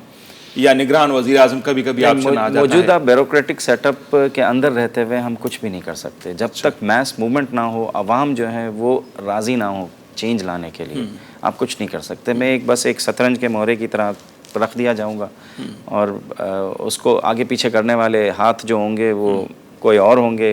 सही। और मेरा ज़या होगा टाइम का। जब तक आप आवाम मैस मूवमेंट्स ना चलें, लोगों के अंदर शऊर ना आए, बग़ैर शऊर के तब्दीली ज़्यादा अरसे नहीं चलती। तो सत्तार ईदी साहब का भी जो प्रोफाइल हमने पढ़ा, बहुत सारी पार्टियों ने तो उनको थ्रेड भी किया, बहुत सारी पार्टियों ने ऑफर भी की थी और बड़े अहम ओहदों के लिए भी की थी। तो इस तरह की कोई ऑफर आपको भी आई है? अब तो पार्टियां पाकिस्तान की जो हैं वो मरी हुई गाय की तरह हो गई हैं। वो जो है वो अब उनमें इतनी ताकत ही नहीं रही है। पिछले 15-20 सालों के अंदर इन्होंने जो काम किया है, लोगों में इतने एक्सपोज हुए हैं कि हर पार्टी का आने वाले दिनों में MQM जैसा ही हाल होगा, 5-5, 6-6 दरे हो जाएंगे। वही बात आपकी भी है कि जैसे आपकी एक तरबियत है वो झलक रही है कि काम भी करना है, और इसी तरह अब्दुल सत्तार ईदी साहब भी तनकीद भी करते थे पॉलिटिकल पार्टियों पर। आपका मैं देखता हूँ मौजूदा हुक्मरान हो, माजी की किसी पार्टी से आप खुश भी नज़र नहीं आते, तो वो आपसे नाराज़ नहीं होते जब भी कोई मुलाकात होती होगी, यार आप हम पर तनकीद करते हैं? या नहीं, हमारी इज्जत करते हैं। ईदी साहब की भी इज्जत करते हैं। हम MQM के धड़े में खड़े होकर MQM की वो हल्फत कर दे तो वो सुन लेते हैं। सही। हम पीपल्स पार्टी वाले जो है जितने मिनिस्टर हैं, मैं उनको कभी बुरा भला कह देता हूँ तो वो भी सुन लेते हैं। हमारी ईदी की एक इज्जत हो गई है अब। एक रुतबा हो, एक नाम और एक मकाम बन चुका है। लेकिन वो हमें एज ए, हालांकि मैं छोटा हूँ, आप जैसा बंदा उनकी तारीफ कर दे तो वो खुश, तारीफ तो हर किसी को अच्छी लगती है, और आप बैठकर तनकीद भी करते हैं कि जैसा आपने कहा कि मरी हुई गायें हो गई हमारी पॉलिटिकल पार्टीज। और ये इन्होंने असल में डिलीवर नहीं किया। जिस गमले से ये निकले हैं उस गमले ने इनकी जो इनमें जो क्वालिटीज़ चाहिए थी उनकी चमचागिरी वाली, उसमें अवामी खिदमत थी ही नहीं। तो फिर ये मुल्क का फ्यूचर कैसे देख रहे हैं? क्योंकि आगे पीछे चल के फ्यूचर बहुत तो अच्छा यही है, देखें, यही आते हैं बार बार, कोई ना कोई इनमें से ही पार्टी। खान साहब में बड़ी उम्मीदें थी, वो आ गए, तो अगर सियासतदानों का ये हाल है, मरी हुई गायें, खान साहब भी उसी गमले के निकले हुए ना, बाकी जितने सियासतदान निकले हैं उसमें से। तो हमें अब जो हमारा गमला है ना, जो सियासतदान निकालता है उसको अपनी खाद चेंज करनी होगी, और जो पौधे वो उगा रहा है उससे अच्छे पौधे निकालने पड़ेंगे ताकि लोगों की उमंगों के साथ जिया जा सके, वरना ये लोग पीछे रह जाएंगे। और हाइब्रिड बीज बोल रहे हैं, हाइब्रिड पॉलिटिशियन, उनकी तरफ इशारा है कि पता नहीं क्या है, लेकिन पुराने जितने पॉलिटिशियंस हमारे गमले ने पैदा किए उससे बेहतर अब निकालने पड़ेंगे इनको, ताकि जो है वो अब आवाम को सर्विसेज चाहिए। आवाम को अब सिर्फ दावे और जो है वो नहीं चाहिए। अब मैं आपको बताऊं, कराची के अंदर 4 या 5 कॉरिडोर ऐसे बना दिए जो सिग्नल फ्री कॉरिडोर हैं। हमें क्या इनकी ज़रूरत थी? अरबों रुपए उनके ऊपर खर्च किए गए। अगर ना खर्च करते, मैं आपको नॉर्दर्न बुलेवार्ड, न्यूयॉर्क में हमारा ऑफिस है क्वींस में, तो नॉर्दर्न बुलेवार्ड उसके करीब है, हम नॉर्दर्न बुलेवार्ड यूज़ करते हैं। नॉर्दर्न बुलेवार्ड मैनहाटन से शुरू होता है और जाता है अप कंट्री की तरफ, मतलब अप स्टेट न्यूयॉर्क की तरफ। वहाँ पे हमने इतने पुल ही नहीं देखे, सारे सिग्नल्स लगे हुए हैं। उन्होंने मैनेज उसको अच्छे तरीके से किया हुआ है ताकि ट्रैफिक जाम नहीं होती। न्यूयॉर्क में दुनिया की हैवी सबसे ज़्यादा ट्रैफिक है और वहाँ पे सिग्नल फ्री कॉरिडोर्स नहीं है। हम क्यों सिग्नल फ्री कॉरिडोर्स बनाएं? हम क्यों ये पुल बनाएं जिनकी ज़िंदगी जो है 15 से 20 साल नहीं है? दुनिया में 50 साल से ज़्यादा होती है। सही। हमारे यहाँ पुलों की ज़िंदगी 15-20 साल से ज़्यादा नहीं है, 25 साल मैक्स, आधे से भी कम है। सही। तो हमें बनाने की ज़रूरत नहीं है। हमें रोडों सड़कों को अच्छे तरीके से मैनेज करें, ट्रैफिक के जो सिग्नल्स होते हैं उनको आपस में कोऑर्डिनेट करवाएं। 6 आप नॉर्दर्न बुलेवार्ड में गाड़ी चलाता हूँ तो 6 सिग्नल एक साथ खुलते हैं। बिल्कुल 6-6, 8-8 सिग्नल एक साथ जो है वो लिंक्ड हैं। एक साथ खुलेंगे तो मेरी अगली गाड़ी जो रुकेगी वो 6-7 सिग्नल के बाद रुकेगी। बिल्कुल ऐसे। इतना पैसा खर्च करने की ज़रूरत क्यों है हमें, जिसको हम मेंटेन नहीं कर पाते, चला नहीं पाते, पानी भर जाते हैं हमारे अंडर पासेस के अंदर, हमारे पुल पता नहीं कैसे। टाइम बहुत कम है, नहीं तो है ठेके भी देने और होते IMF हैं, और वर्ल्ड कुछ बैंक भी हमें करना होता चंदा भी ऐसी है। जगहों पे, IMF और वर्ल्ड बैंक हमें जो कर्जा देती है वो ऐसी जगहों पे लगाने के लिए देती है जिसमें करप्शन हो, और ये पैसा वापस जो है उन्हीं मुल्कों में चले जाए जहाँ पे IMF और वर्ल्ड बैंक इन्वेस्ट, जो मुल्क IMF और वर्ल्ड बैंक पे इन्वेस्ट करते हैं। ये पूरा एक साइकिल है। सही। और इस साइकिल को टूटना ज़रूरी है। हमें ये कर्ज़े नहीं चाहिए पाकिस्तान को बेहतर करने के लिए। हम पाकिस्तान को बहुत अच्छे तरीके से जो है वो चला सकते हैं, हमारे अपने रिसोर्सेज को बेहतर करके। हम अपनी इंडस्ट्री को, जो हमारी, आपको मैं बताऊं, आप इंटीरियर सिंध चले जाएं, बलूचिस्तान चले जाएं, बच्चों के पाँव में चप्पल नहीं है, कपड़े जो है वो इतने ख़राब हैं। आप लैंड रिफॉर्म्स करें तो ये बच्चे चप्पल खरीदेंगे, इनके माँ बापों की हालत बेहतर होगी, वो घर खरीदेंगे तो आपकी वो घर को बेहतर कंस्ट्रक्ट करेंगे, तो कितनी इंडस्ट्री को जो है वो फ़ायदा होगा। बच्चे जब चप्पल खरीदेंगे तो हमारी अपनी लोकल इंडस्ट्री चलेगी, कपड़े खरीदेंगे हमारी अपनी लोकल इंडस्ट्री। आपने जागीरदार को इतना ताकतवर करके रखा हुआ है हमारे दही इलाकों के, वो 100-100, 200-200, 500-500 गोठों के मालिक हैं, मालिक बने हुए हैं। हाँ, एक छोटी छोटी स्टेट्स बनी हुई है ना उनकी।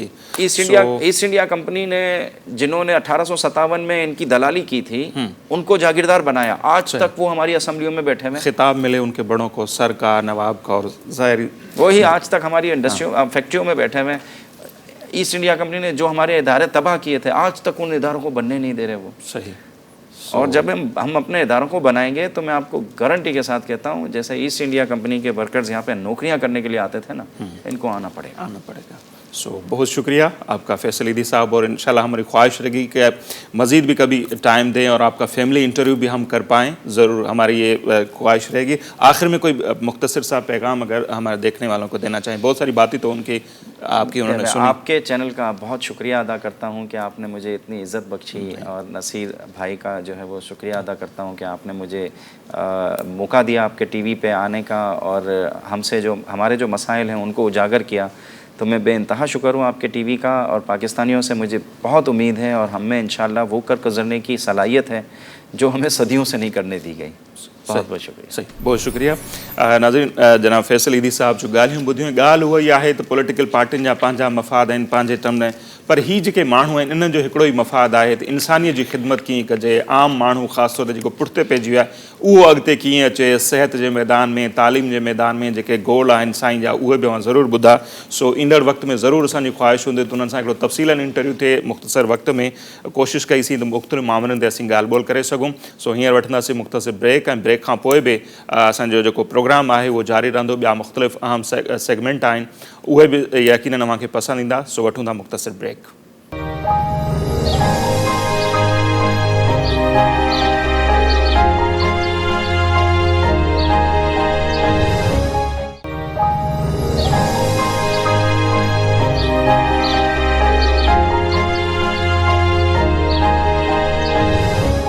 जी नाज़रीन, ब्रेक खां पोइ हिकु भेरो ॿीहर अव्हांखे चऊं था भली कार, ऐं फैसल ईदी साहब जो ॻाल्हियूं अवां ॿुधियूं, यकीनन अव्हांखे पसंदि आयूं हूंदियूं, ऐं उन्हनि जेका अपील बि कई त उन्हनि जी भरपूर सपोर्ट करणु खपे। छाकाणि त जॾहिं असां गॾिजी फुड़ी फुड़ी तला आहे चवंदा आहियूं त अहिड़नि इदारनि जी असीं मदद कयूं था त उहे इंसानियत जी ख़िदमत कनि था। उहे न रुगो पाकिस्तान पर दुनिया लेवल ते जिते बि जंहिंखे ज़रूरत आहे उन्हनि जी मदद कनि था। सो उन्हनि जी ज़रूरु मदद करणु खपे। बाक़ी जेको हुकूमत जो रवैयो आहे उहो फैसल ईदी साहब पाण ॿुधायो त छा आहे, त उन्हनि खां टैक्स वरितो थो वञे, यूनिवर्सिटी ठाहिणु चाहिनि था, उनमें मदद नथी थिए। एम्बुलेंसूं ॿाहिरियां अचनि थियूं त उहे पोर्ट ते सड़नि थियूं, पर उन्हनि जी का सपोर्ट नथी थिए, जेको इंतिहाई अफ़सोस जोॻो मक़ाम आहे। दुनिया जा ॿिया मुल्क जेके आहिनि उहे उन्हनि खे टैक्स फ्री करार ॾियनि था, उन्हनि जी मदद कनि था, पर पंहिंजे मुल्क में उन सां को ताउन नथो थिए।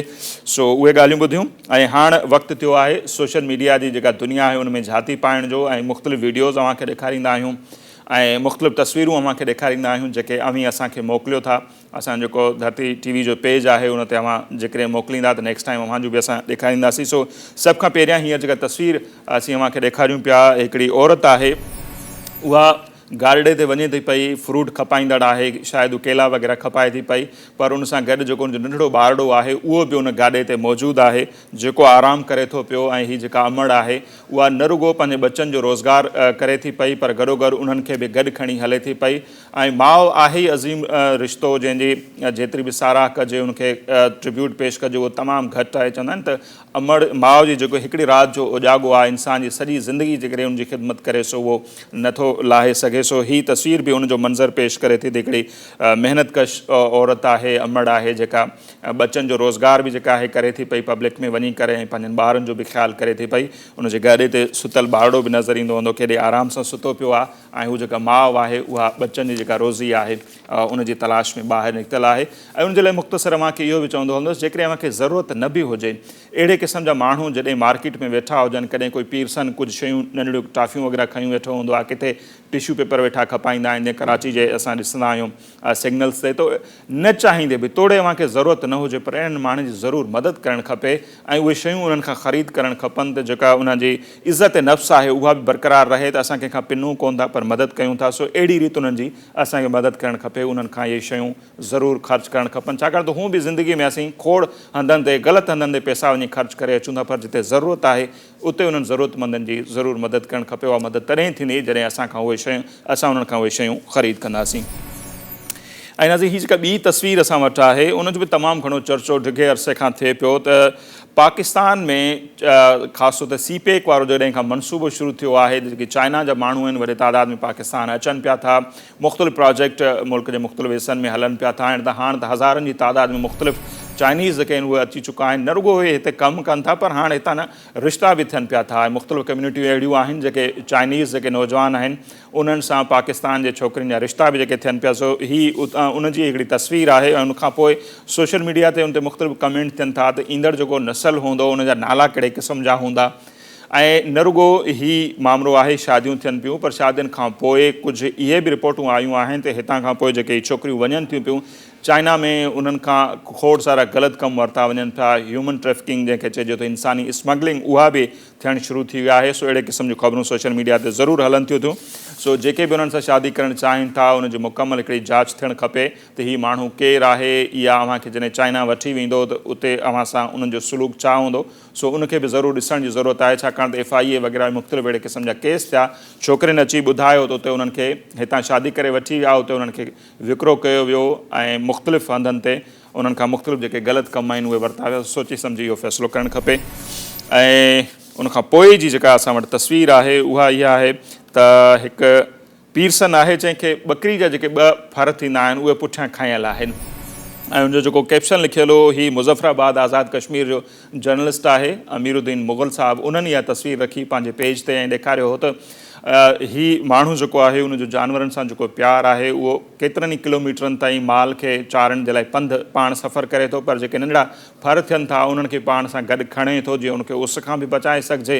ऐं उहे फरड़ा जॾहिं पंधु नथा करे सघनि त उन्हनि खे पंहिंजी पुठी ते पंहिंजनि ॿचनि वांगुरु खणी करे हलाए थो पियो। इहो बि नेचर ऐं ख़ासि तौर ते जानवरनि सां जेको मुहबत जो इज़हार आहे उनजो ई खुलियल नमूनो आहे। जेका तस्वीर मांखे ॾेखारियूं पिया त न रुॻो इंसाननि जी ख़िदमत करणी आहे, पर जानवरनि जी बि ख़िदमत करणी आहे, उहे बि ध्यानु तलब आहिनि। ऐं नाज़रीन, ही जेका हिकिड़ी ॿी तस्वीर अव्हांखे ॾेखारियूं पिया उहा तस्वीर आहे 2 ॿारड़ियुनि जी। ऐं जीअं असां पंहिंजनि ॿारनि जूं सालगिराहूं वग़ैरह मल्हाईंदा आहियूं, जेके सरहंदी वारा आहिनि सुठा प्रोग्राम कंदा आहिनि मुख़्तलिफ़ फार्म हाउसिस ते, होटलुनि में, पर हीअ तस्वीर ज़ाहिर करे थी त शायदि कचिरे जो जेको ढेर आहे उते जॾहिं बर्थडे करण खां पोइ जेके टोपियूं वग़ैरह ॿारनि खे पारायूं वेंदियूं आहिनि उहे कंहिं उछलाए छॾियूं आहिनि, उहे खणी हू हिक ॿिए खे पाराइनि थियूं पियूं, जंहिंमां इहो मैसेज वञे पियो थो त ख़ुशी जेका आहे उनजो तालुक़ु पैसे सां न आहे, ख़ुशी किथां बि वठी सघिजे थी। ऐं हीअ मासूम ॿारड़ा आहिनि उहे कचिरे जे ढेर सां खयल जेके टोपियूं आहिनि हिक ॿिए खे पाराए ख़ुशीअ जो इज़हार कनि थियूं। ऐं इहो बि इन तरफ़ बि इशारो आहे उन्हनि जो त पंहिंजनि ख़ुशियुनि में अहिड़े क़िस्म जे ॿारनि खे ज़रूरु शामिलु कंदा कयो।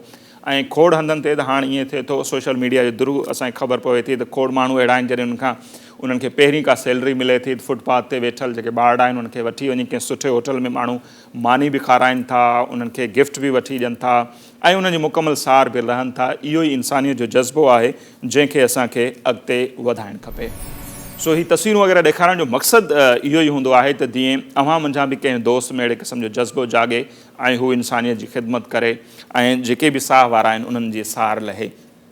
ऐं नाज़रीन, हाणे वक़्तु थियो आहे मुख़्तलिफ़ जेके वीडियोज़ आहिनि उहे अव्हांखे ॾेखारण जो। असांजे सोशल मीडिया जो जेको जहान आहे हुनमें जेकॾहिं असीं जॾहिं बि झाती पाईंदा आहियूं त अव्हांखे मुख़्तलिफ़ तस्वीरूं ऐं वीडियो बि ॾेखारींदा आहियूं। सो जेके वायरल थियल हूंदियूं आहिनि, हीअ जेका पहिरीं वीडियो आहे यकीनन अव्हांखे पसंदि ईंदी। हिकिड़ो नंढिड़ो ॿारड़ो आहे जेको दोहल ऐं शरनाई ते कमाल जो जेको डांस आहे, रक़्स आहे, उहो करे थो पियो।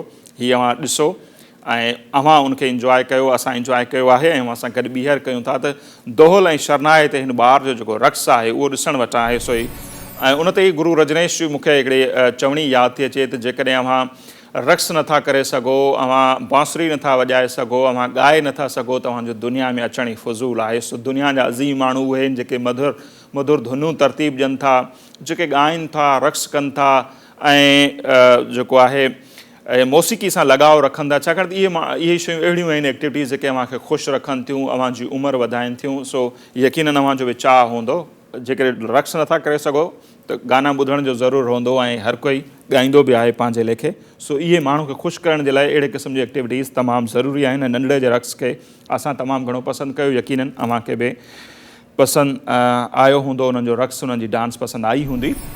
ऐं हीअ जेका असां वटि ॿी वीडियो आहे उहा आहे सिंध जो ई समाजी कारकुन निसार बलड़ो साहिबु, जेके गुज़िरियल 3 सालनि खां कैंसर जहिड़े मूज़ी मर्ज़ जो मुक़ाबिलो कनि था पिया। निसार बलड़े जे हवाले सां जेके ॾिसूं त नौजवान आहिनि असांजा ऐं उन्हनि पंहिंजे नंढी ॼमार में ई सोशल मीडिया ते तमामु वॾो नालो कमायो माण्हुनि जी ख़िदमत जे हवाले सां जेतिरो थी सघियो, पर अॼु हू मुश्किल हालतुनि में आहिनि ऐं उन्हनि जे इलाज जे हवाले सां सिंध जे वॾे वज़ीर लेटर बि जारी कयो हो।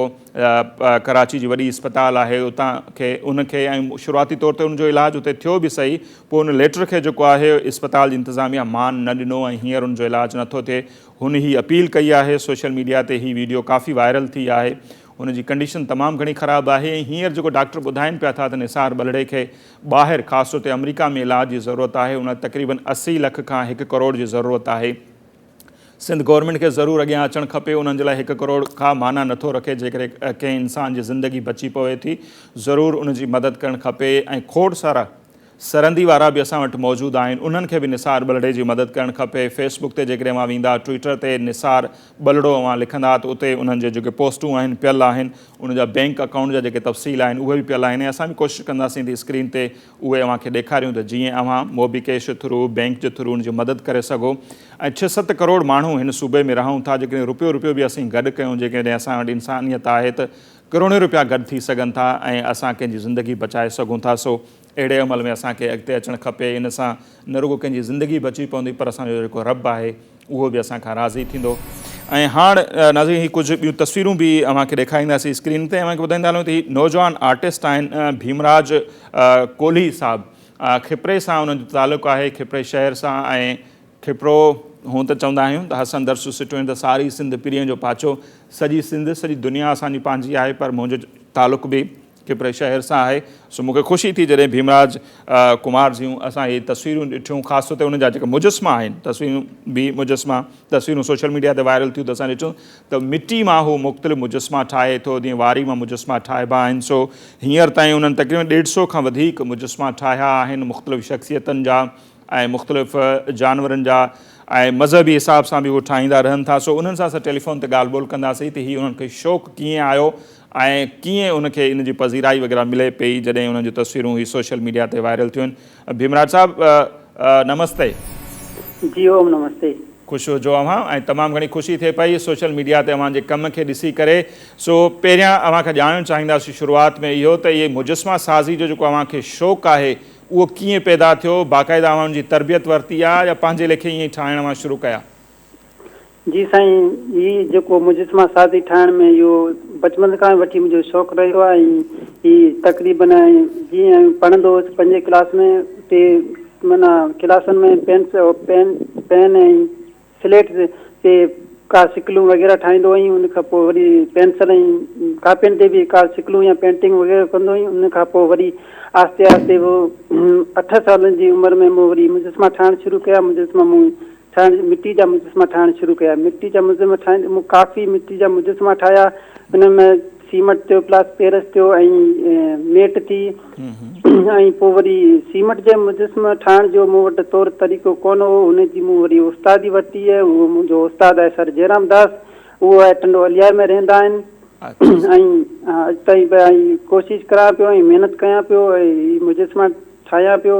ऐं उमेदु आहे त मुंहिंजो जीअं ई तस्वीरूं वायरल थियूं आहिनि, शेयर थियूं आहिनि, उनखां तमामु घणी ख़ुशी मिली रही आहे। ऐं मूंखे इहो उमेदु बि आहे की अॻिते आउं ज़रूरु वधंदसि ऐं पंहिंजे क़ौम जो यानी कि पंहिंजे सिंध जो ऐं पंहिंजी ज़रूर क़ौम ज़रूर। अच्छा भीमराज जी, पाकिस्तान जो मूं नालो रोशन तारुफ़ में ॿुधायो त अव्हां जो जेको मुख़्तसर प्रोफाइल असांखे मिलियो आहे त तक़रीबन 150 खां वधीक मां मुजस्मा ठाहे चुका आहियो। सो मुख़्तसरनि ॿुधाईंदा त कहिड़ियुनि कहिड़ियुनि शख़्सियतनि जा अव्हां मुजस्मा ठाहिया आहिनि?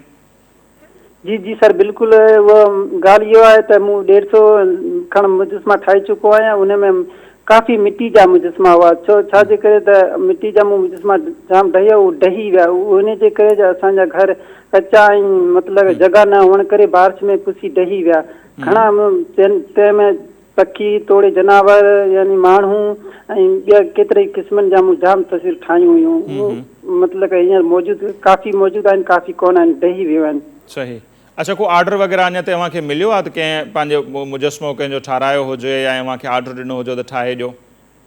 जी हाँ साईं, ख़ासि करे ऑर्डर मिलिया आहिनि असांजे सनातन धर्म यानी की देवी देवताउनि जा ऑर्डर मिलिया आहिनि ॿ टे, जीअं थियो रामापीठ थियो या हिंगलाज माता थी, या इन जा मूं काफ़ी माना मूर्तियूं ठाहियूं आहिनि। ज़बरदस्त। अच्छा, फ़कीर जो नालो यकीनन अव्हां ॿुधो हूंदो, जीअं मां पंहिंजे उस्ताद जो ज़िक्र कयो टंडे अलहयार सां, त उते ई टंडो जाम टंडो अलहयार में रहनि था। हींअर ताज़ो उन्हनि खे सितारा इम्तियाज़ बि मिलियो आहे। सो फ्यूचर में असीं ॾिसूं था त भीमराज खे बि एॾी इज़त ऐं शोहरत मिलंदी ऐं अव्हां हिनखे अञा अॻिते वधाईंदा।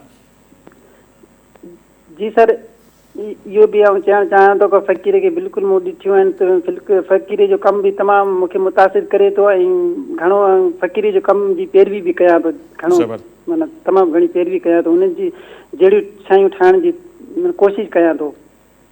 मुख़्तसर अव्हांखां चाहींदासीं, टाइम सफ़ा घटि आहे, त कुझु अव्हां डिमांड करणु चाहियो था हुकूमत खां, तव्हांजी कहिड़े सिलसिले में का मदद करे, का प्रोफेशनल अव्हांखे तरबियत ॾियारे, या छा अव्हांखे घुरिजे? जी हाँ साईं, मुंहिंजी ख़्वाहिश आहे त सिंध हुकूमत जे तरफ़ को इदारो मुंहिंजी मदद करे त जीअं आउं ही पंहिंजे हुनर जे वसीले हुनर जे ज़रिए पंहिंजे क़ौमी हीरनि जूं या क़ौमी मतिलबु हीरनि जूं पंहिंजे जीअं काइद आज़म मोहम्मद जना, लाकत अली खान या फातिमा जना, उन जूं मुजस्मा ठाहे कंहिं वॾे म्यूज़ियम में या कंहिं वॾे चौराहे ते रखण जी ख़्वाहिशमंद आहे। उहा ख़्वाहिशमंद तॾहिं पूरी थींदी जॾहिं सिंध हुकूमत इदारा मुंहिंजी मदद करे सघंदा। बिल्कुलु बिल्कुलु, तमामु घणी महिरबानी अव्हांजी भीमराज कुमार कोहली साहब। ऐं भीमराज खे तमामु घणो शौक़ु आहे ऐं फ्यूचर जो इनशाला असां चवंदासीं त हीउ फ़क़ीर साबित थींदो। फ़क़ीरो तमामु ज़बरदस्त कमु करे पियो ऐं ॿिया बि खोड़ सारा अहिड़ा असांजा आर्टिस्ट आहिनि, कमु कनि था, उन्हनि खे मञता मिलण जी ज़रूरत आहे। ऐं CET जे नाले सां मेहरान यूनिवर्सिटी जो हिकिड़ो इदारो आहे, उहो हिते कमु करे थो। अहिड़े नौजवान खे उते बि सिख्या जी ज़रूरत आहे। हाणे त शहीद अला बख़्श सूमरो जे नाले सां उनखे यूनिवर्सिटी जो दर्जो बि मिली चुको आहे उन इदारे खे, जिते हसन काशीगर जहिड़ा जेके सीनियर उस्ताद आहिनि उहे उते कमु कनि था, ॿिया खोड़ सारा आहिनि। सो उते अहिड़े नौजवाननि खे अञा वधीक पॉलिश जी ज़रूरत आहे ऐं उन्हनि जी मदद हुकूमतुनि खे ज़रूरु करणु खपे त जीअं हू अॻिते अचनि, पंहिंजे टैलेंट सां सिंध धरती जो ऐं मुल्क जो नालो रोशन कनि। सो नाज़रीन, हिते हिकु बार ॿीहर वक़्तु थियो आहे ब्रेक जो। सो असीं वठंदासीं ब्रेक खां पोइ अॼु जी जेका ॿी असां सां महिमान शख़्सियत आहे, उहा बि कंहिं बि तारुफ़ जी मोहताज न आहे। ख़ासि तौर ते सूफ़िज़म हुजे, बराबरी ऐं हिकिड़ाई जी जेका प्रचार आहे उहा सालनि खां हू कनि था। 9 किताबनि जा हू लेखक बि आहिनि ऐं 40 साल उन्हनि तालीम वारे शोबे खे बि ॾिना आहिनि। हींअर मुख़्तलिफ़ TV चैनल्स ते हू अचनि था, सूफ़िज़म जे हवाले सां, इंसानियत जे हवाले सां, हिकिड़ाई जे हवाले सां ॻाल्हियूं कनि था। सो सूफ़िज़म जो फ़लसफ़ो उन्हनि खां सम्झण जी कोशिशि कंदासीं। अॼु जे दौर में सूफ़िज़म जी केतिरी ज़रूरत आहे, ख़ासि तौर ते शाह लतीफ़ हुजे, सचल साईं कबीर हुजे या सामी, उन्हनि ते बि तमामु घणी साईं जन जी गिरफ़्त आहे। सो ब्रेक खां पोइ अचूं था ऐं उन महिमान शख़्सियत सां अव्हांजी करायूं था मुलाक़ात। वठूं था मुख़्तसर ब्रेक।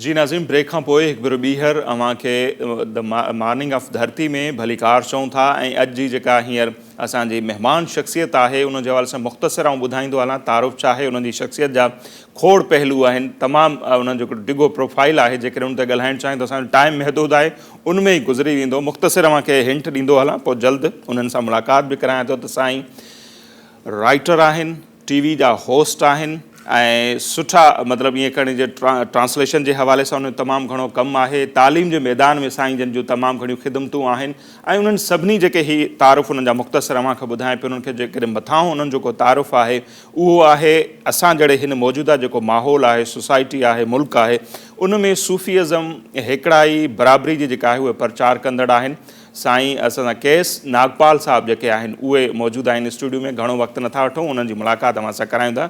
नागपाल साहब, तमामु घणी महिरबानी अॼु प्रोग्राम में असांखे टाइम ॾिनो। डिघे अरसे खां अव्हांखे ॿुधूं बि था, मुलाक़ातूं पंहिंजूं ऑलरेडी ई आहिनि, स्क्रीन ते अव्हांखे पढ़ूं बि था। अव्हांजा 9 जे लॻभॻि साईं जा किताब बि आहिनि। खोड़सार सॼी सिंध खां ॿाहिरि अव्हांखे केरु न सुञाणे।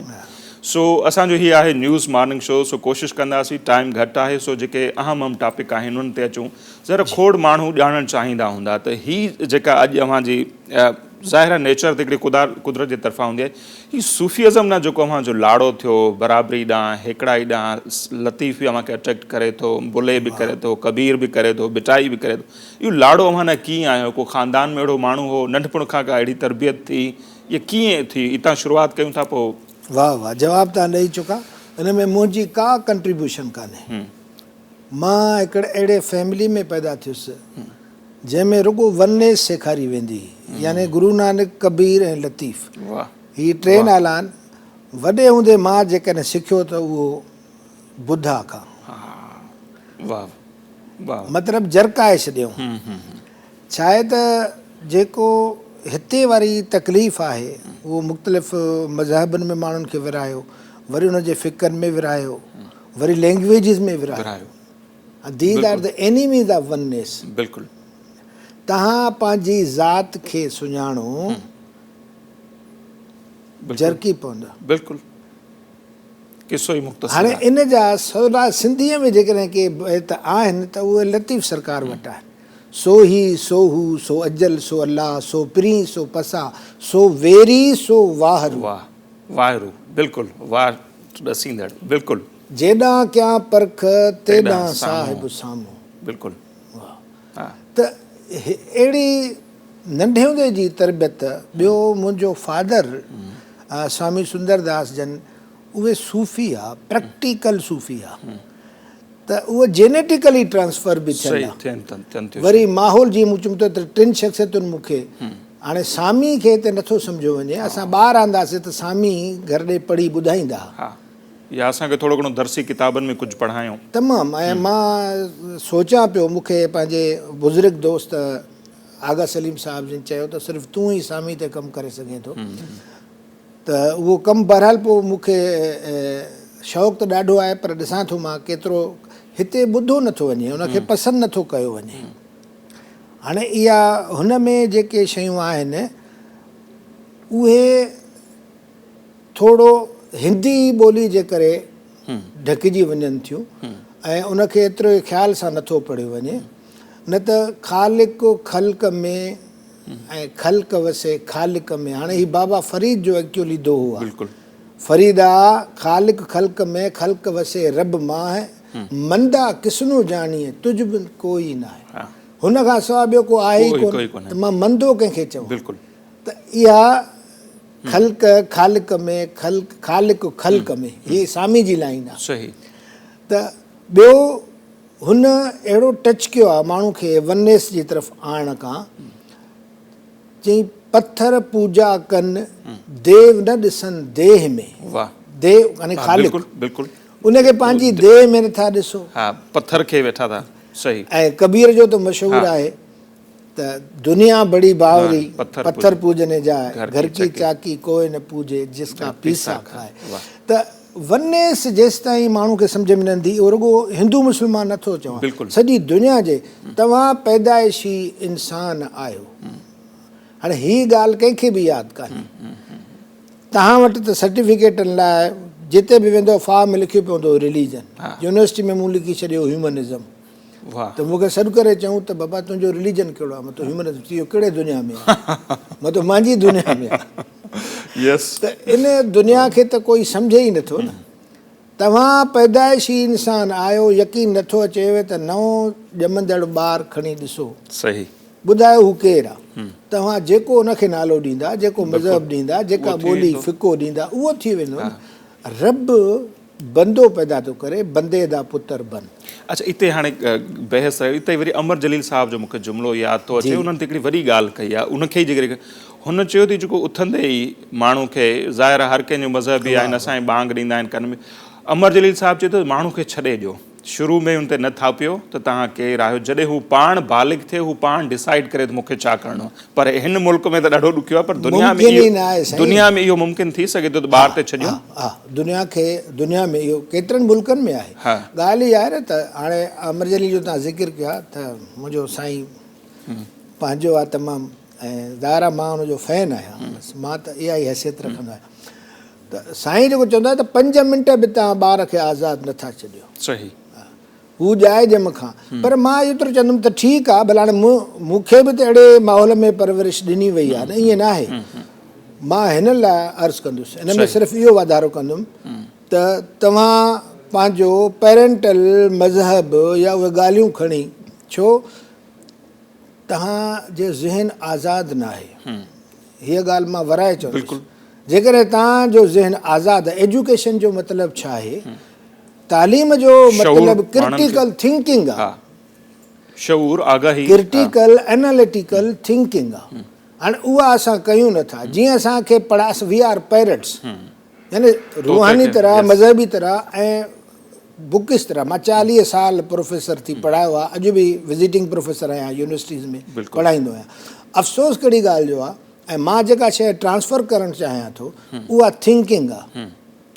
आइनस्टाइन जॾहिं माण्हू चयो the basic purpose of education is critical thinking, to awareness जेका तव्हांजी, त कॾहिं सोचो त सही, सॼी उमिरि मां पंहिंजे नाले पंहिंजे मज़हब खे प्रोटेक्ट कंदो हलां जेको मूंखे हुन ॾिनो आहे। Do I agree with it? त क्रिटिकल अखियुनि सां पंहिंजनि शयुनि खे पढ़ो, पंहिंजो ज़हन इस्तेमालु कयो, एनालिटिकल थियो ऐं पोइ क्रिएटिव थियो। सही। त ही शयूं एजुकेशन जो हासिलु आहिनि, त असां पाण उनखे सोचूं नथा।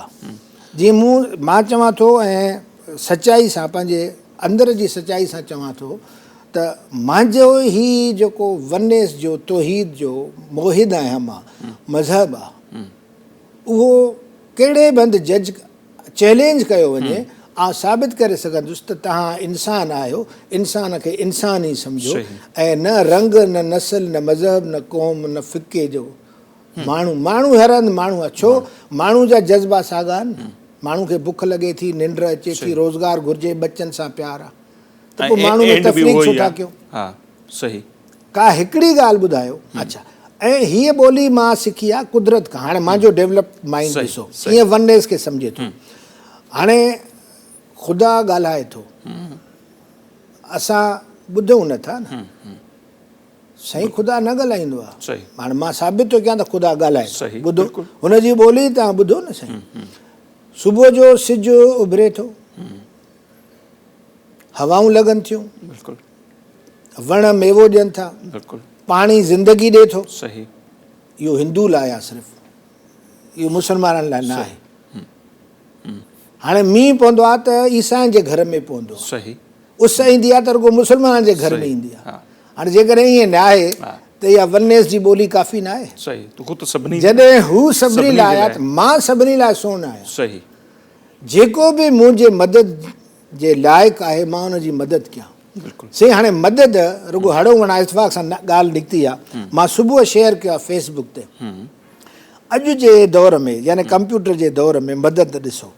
हिकिड़ी माई ॾीआ खणी ॾियारी जे ॾींहंनि में नंढड़ो ॿारड़ो घणनि ॾिठो हूंदो। हाणे उहो छा आहे त उहो ॿार अची चए थो सभु ॾीआ तुंहिंजा खपी वेंदा, हो वञी कंप्यूटर ते कलर पेजिस कढी ऐं जिते किथे हणे थो। हा, सभिनी खे विराए थो हिकु हिकु ॾे। हाणे ॾिसो टको बि हुनजो ख़र्चु न आहे, सवाइ जेको घर में हुनखे मौजूदु आहिनि। ऐं शाम ते हुनजा ॾीआ सभु खपी था वञनि, ऐं माई खे चए थो ॾिस मां तोखे चयो न। ऐं माई जॾहिं अॻिते वञे थी त उहो पैम्फलेट हिन अॻियां पियो आहे जंहिंमें हुनजी तस्वीर आहे। हुन तस्वीर कढी ऐं उहो हलाए थो, ऐं माण्हू सभिनी खे। हाणे हीअ आहे तरीक़ो इंसान जी, जंहिंखे बि ज़रूरत हुजे उन जी मदद करियो। असां ॿ ॿोल ॻाल्हाइण खां बि तयारु न आहियूं, कंहिंसां हमदर्दी करण खां बि तयारु न आहियूं। अच्छा सर, जेकॾहिं हिते अचूं इल्मु, आगाही, शऊर या तनकी जेको अवां चयो, उते ई वरी मूंखे डॉक्टर मुबारक साहब जो हिकिड़ो जुमिलो यादि थो अचे, निसाब ते ईंदासीं न, त ॿार जी जेका तरबियत शुरू में के 100,000 मां हिकिड़ो अहिड़ो थिए थो जेको पंहिंजे हिसाब सां सोचे थो। मोस्टली ईंदो त जेको किताबनि में पढ़ायो थो वञे, असांखे छा थो पढ़ाए वञे उहो बि मुंहिंजे साम्हूं आहे, 40 साल मुंहिंजो एक्सपीरियंस आहे। त डॉक्टर मुबारक साहब चवनि था त मुंहिंजो तजुर्बो आहे त 95% स्टूडेंट अहिड़ा आहिनि जेके इहे दर्सी किताब करण खां पोइ अमली ज़िंदगी में हलिया था वञनि, ॿिया किताब पढ़ण जो उन्हनि खे मौक़ो ई कोन थो मिले, जंहिंमें असल हिस्ट्री आहे। हाणे दुनिया में ट्रू पीपल्स हिस्ट्री जे नाले सां मुतबादिल तारीख़ूं लिखियूं पियूं वञनि, हिकिड़ो असांखे निसाब में पढ़ायो थो वञे, फैक्ट छा आहे, रियलिटी छा आहे, उन जी असां वटि ॾाढी खोट आहे। जेको निसाब असांजो आहे उन में केतिरियूं कोताहियूं आहिनि, उनखे कीअं दुरुस्त कजे, ऐं जेको ही ॿिया असांजा स्टूडेंट आहिनि या ॿियो जेको बि तबिको आहे ॿिया किताब नथा पढ़नि, उनजो नुक़सानु थिए थो, तॾहिं उनजो माइंड उहो नथो थिए। साईं इन लाइ मां चवंदुमि त उस्तादनि खे, पेरेंट्स खे ख़ासि करे, हा, जेके पढ़ियल गढ़ियल पेरेंट मूंखे ॿुधनि था, ऐं हीउ कमु आहे उस्तादनि जो। एजुकेशन जो हासिल 4 शयूं आहिनि। पहिरीं इमेजिनेशन, तव्हांजो इमेजिनेशन स्ट्रांग हूंदो, जीअं मूं चयो थो माई जेका ॾिया थी विकिणे पई, हुनखे केॾी ज़रूरत आहे, हुन ॿार नंढे जो इमेजिनेशन डेवलप्ड हो, न त गुज़रिया तो तव्हां खोड़ माण्हू, हज़ारे माण्हू। अच्छा, उन खां पोइ तव्हांजो ज़हन, हाणे मां ॻाल्हि थो कयां क्यूरिकुलम जी, सही, क्यूरिकुलम 90% माशाअल्लाह ग़लति आहे, चाहे हिस्टोरिकली चाहे रिलीजियसली, या जेके हुन में नफ़रतूं सेखारी थियूं वञनि। जी, हाणे जेकॾहिं मुंहिंजो ज़हन हिकु त डेवलप्ड हुजे, जेकॾहिं मां 4 शयूं वरी दोहरायां थो, त तव्हां पंहिंजे ज़हन में इमेजिनेटिव थियो त हे चए छा थो। जी बिल्कुलु। अच्छा, उन खां पोइ एनालिटिकल थियो, त बाबा हिते असांजा हीरोज़ आया फुरलिट करण खां, जेके हितां जा दौलत मेड़े खणी विया न, हाणे उन्हनि खे तव्हां हीरो करे लिखियो त आहे, त जेकॾहिं मां एनालिटिकल आहियां, उनखे एनालाइज़ कयां, त मूंखे सम्झ में अचे त बाबा न हे हीरो न, हे त लुटेरो आहे। जी, त इहा फैकल्टी डेवलप कई नथी वञे, हुनखे क्रिटिकल थिंकिंग जो त हे अॻिते छा आहे। असां में पैरेट ओरिएंटेड एजुकेशन आहे, माना ॿारनि खे तोतो करे पढ़ायो थो वञे, हर शइ हिफ़्ज़ कयो, उहा ई शइ पढ़ो, ऐं जेका सेखारे थी वञे, जेसिताईं तव्हां पंहिंजो ज़हन इस्तेमालु न कंदो। मां बार बार हिन ॻाल्हि जे लाइ तलक़ीन थो कयां उस्तादनि खे, वॾनि खे, ऐं नौजवाननि खे ख़ासि करे, त जेको तव्हांखे चयो वञे उनखे एज़ इट इज़ क़बूल न कयो, उनखे क्रिटिकली वाज़िह कयो त तव्हां आहे छा, पोइ तव्हांजो ज़हन एनालिसिस खां पोइ क्रिएटिव थी सघंदव, ऐं क्रिएटिव थियण खां पोइ बि वरी क्रिटिकल थियो। Imaginative, analytical, creative and critical, ही 4 फैकल्टी जेको बि इस्तेमालु कंदो उनजो ज़हन तमामु शार्प हूंदो ऐं सच खे सम्झी सघंदो। त असां इहे 4 शयूं डेवलप कयूं ई नथा, जेसिताईं इहे न थींदियूं तव्हां उन ते स्टैंड न वठी सघंदो। सच खे न सम्झंदासीं त स्टैंड कंहिंजे लाइ वठंदासीं। त इहे अर्ज़दाश आहिनि मुंहिंजूं, ऐं मुंड खां वठी आहिनि, त असां सोचणु सिखूं, इम्पार्शल सोचूं, हा, असांजो ज़हन छा थो क़बूल करे, ऐं इहा फैकल्टी ॿारनि में डेवलप कयो। यानी ॿारनि में डेवलप करण जो तरीक़ो इहो आहे त ॿार खे असां जेका शइ ॾियूं था, त बाबा तूं वॾो ऑफिसर थी, तूं घणा पैसा कमाए, हा, तूं सभ खां नंबर 1 अचिजांइ। असां इहो कॾहिं न सेखारियो आहे तूं पंहिंजी शइ ॿिए खे ॾिए थो नथो ॾिए, तूं अॼु कंहिंजी मदद कई, कंहिंसां 2 लफ़्ज़ प्यार जा ॻाल्हाया, कंहिंसां हमदर्दी कई। इंसान थियण जे लाइ का फील्ड कान्हे, हिन फील्ड में अचो, to be human being and to help humans without any identity. सही, हीअ फील्ड ख़ाली ब्रेक जे लाइ मूंखे चवंदा इन ते ई जेके वॾियूं वॾियूं यूनिवर्सिटियूं आहिनि, मैनेजमेंट जा कोर्स था कराइनि, उहे पोइ वॾियुनि कंपनियुनि में CEO थी था वेहनि, उन्हनि खे इहो त सेखारनि था त माण्हुनि खे मैनेज कीअं कयो, पर माण्हुनि जी मदद कीअं कयो, उन्हनि जो वरी जेके बॉस थी वेहनि त उनजा बिहेवियर त ॾिसो, त माना इंसानियत माण्हुनि खे पढ़ाई कोन्हे, डिग्री मिलनि थियूं त बाबा तव्हां सुठा एडमिनिस्ट्रेटर कीअं थियो, पर उन्हनि में इंसानियत जी खोट आहे। तव्हां चओ त मां जवाबु ॾियां? चओ बिल्कुलु बिल्कुलु जवाबु ॾियो त पाण ब्रेक वठूं। तमामु सुठो, तमामु बहितरीनु सुवालु, कम जो सुवालु तव्हां कयो आहे। हाणे ॻाल्हि छा आहे, हीउ दौरु जेको आहे साइबर वर्ल्ड आहे, ग्लोबलाइज़ेशन आहे, एक्चुअली हीउ छा आहे पोस्ट मॉडर्निज़म। पोस्ट मॉडर्निज़म छा आहे त जंहिंमें विन विन आहे, तो बि खटियो मां बि खटियो, कोई हारण जो तसवर ई न आहे, ऐं इंडिविजुअलिज़म आहे, पीउ माउ बि न, मुल्क बि न। तव्हां रिच थियो, प्लूटोक्रेट्स हिनखे चइबो आहे, किताब जो नालो बि आहे, त तव्हां रिच थियो, ऐं एतिरा रिच, यानी सॼो असांजी जेका लतीफ़ जी वैल्यूज़ आहिनि, जेके ट्रेनिंग आहे हिन सिंध जी, हिन धरती जी, उनजे ख़िलाफ़ु लताड़ींदा वञो माण्हुनि खे, सिर्फ़ु बे इंतिहा दौलत गॾु कयो, त उहे तव्हांखे कीअं इहो, यानी असांखे हिन दुनिया खे जेका द टोन वर्ल्ड आहे, तबाह थी वई आहे। तबाह कीअं थी वई आहे, माना हूअं त ॾाढी चमके थी पई, पर अंदरि में ॾिसो हर माण्हू ख़ाली आहे। सही, बिल्कुलु तन्हा आहे, ॾाढो वेगाणो आहे। हीअ तन्हाई जी एज आहे। इन जो मक़सदु ई उनजो त्रोड़ इहो आहे त तव्हां पंहिंजे अंदरि हमदर्दी पैदा कयो। माल मेड़ियो न, माल विरायो। जी, हाणे लतीफ़ी शऊर जेकॾहिं हिकिड़े बैत में ॾिजे त ॾाढो भलो थींदो। माण्हू घुरनि माल, मां सभु ॾींहं घुरां सुपरी, दुनिया तैं दोस्त सां फ़िदा कयां फ़िलहाल, कयसि नाम निहाल पसण तां परे थो। वाह वाह वाह वाह। तमो जी तंवार मतां करी मंगणा, तमो छॾियो न, ही तव्हांखे रुगो तमो थी सेखारे। इन जा इलाज आहिनि असांजे सूफ़ियुनि वटि। तमो जी तंवार मतां करी मंगणा, धिके कंदे धार ॾेई माणक मुठ में। अॼु जो माण्हू चवंदो त वाह वाह माणक मिले त ॿियो छा घुरिजे। त साथ, अज़मतूं, रिश्ता, प्यार, इहे सिका ॿीहर असांखे हलाइणा पवंदा जेके खसिया विया आहिनि असां। इहो हिन एज जो कमाल आहे। पोस्ट मॉडर्निज़म खे असांखे सिंध खे बरक़रार रखिणो पवंदो ख़ासि तौर ते, ऐं माण्हूअ खे माण्हू न छॾणु घुरिजे। सही जी, इहा ई तुंहिंजो सुञाणप आहे। ब्रेक वठूं था सर। नाज़रीन, मुख़्तसरी लफ़्ज़ मुंहिंजा हूंदा, ब्रेक वठूं था, ब्रेक खां पोइ वरी कोशिशि कंदासीं साईं खां ई वधीक असां ॿुधूं, जेको असांजो अॼु जो मक़सदु बि आहे, सो वठूं था ब्रेक।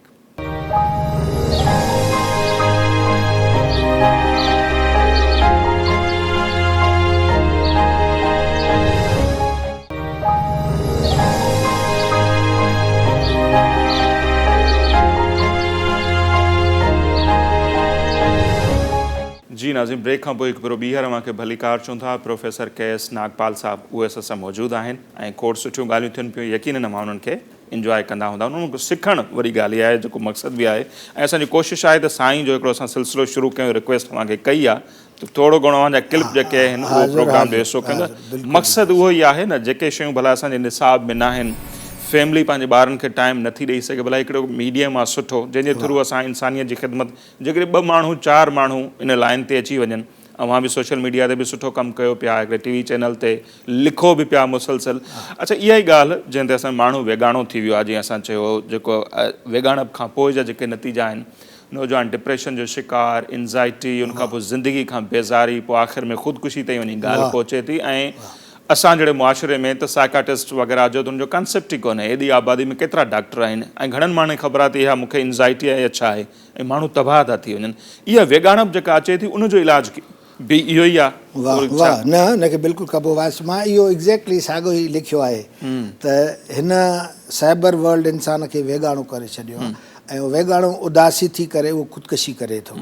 त बिल्कुलु इहो अॼु जी दुनिया जो, सॼी दुनिया जो वधि में वधि मसइलो आहे, जंहिंखां सिंध बि मुतासिर आहे। असां ग्लोबलाइज़ेशन जा हिसा ज़रूरु आहियूं, पर असां चाहियूं था त न असां पंहिंजे तहज़ीब खे मथे खणी अचूं। असां हाणे ॻाल्हि इहा आहे त जेकॾहिं असां एनालिटिकल थियूं, जीअं मूं 4 फैकल्टीज़ ॿुधायूं, हाणे छा आहे साईं, मां फोटू ॾिसां थो रोज़ फुल सूट में, कारुनि में, अमेरिका में, जापान में, मुंहिंजे ज़हन में छा थियो यार, मुंहिंजे घर में त हिकिड़ी खटा पई आहे, हिकिड़ी रिली आहे, ॿियो हे नंढो कचो घरु आहे या छपर आहे जंहिंमें मां रहां थो। असली ॻाल्हि इहा आहे त हिकिड़ो लफ़्ज़ चवां थो, हीउ रुगो गिलेमर आहे मुंहिंजा साईं, इन जो सिंधी लफ़्ज़ आहे अडंबर, पर तव्हांखे सम्झ में न अचे, ॾेखाव, शो ऑफ, और अंग्रेज़ी में चवंदा आहियूं ओस्टेंटेशन। हीअ तव्हांजी रुगो सेल्फी वारी दुनिया आहे। हाणे जेकॾहिं नौजवान एनालिटिकल हुजे त, छो त वञी क़रीब ॾिसो, ऐं उहे ई माण्हू वरी जॾहिं दाह कनि था उन फेसबुक ते, त मज़ो नथो अचे, ॾाढा ॾुखिया आहियूं। कूड़ सां यारी जो नतीजो इहो निकिरंदो। सच इहो आहे त तव्हां पंहिंजे गुरबत ते फ़ख़ुरु कयो, उन लाइ तव्हां पंहिंजे इल्म जी लठ खे क़ाबू कयो।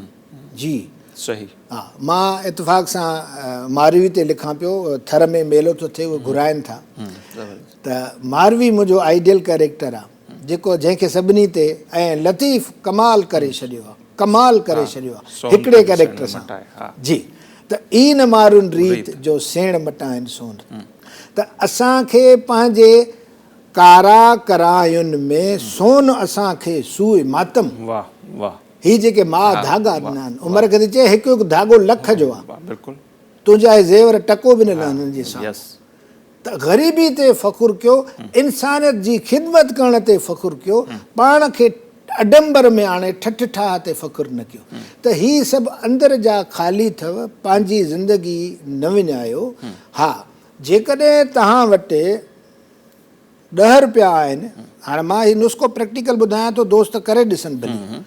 5 रुपया जेकॾहिं कंहिं रोअंदड़ ॿार खे टाफियूं वठी ॾियो, वाह, कंहिं बुखे खे हिकिड़ी मानी वठी ॾियो जेको ॿारु वेठो रड़े थो, हा, पोइ तव्हां ॾिसो, ऐं नेचर जो ला सम्झायां, it comes back to you. तव्हां जेको बि विझंदव, ही सॼी रिलेशन करे ॾिसो न, ही ज़मीन फिरे थी न। बिल्कुलु हाणे ज़मीन फिरे थी, साइंटिफिक खे एनालिटिकल कयो त मां हिन में नफ़रत विधी, घुमी मां हिन में उहा घुमी मां ॾेई, हिन में धोखो विधो, यकीन कयो उहो धोखो फ्री तव्हां ॾे ईंदो। सही, त तव्हां छो न पंहिंजे टुकर मां अधु टुकर ॾियो।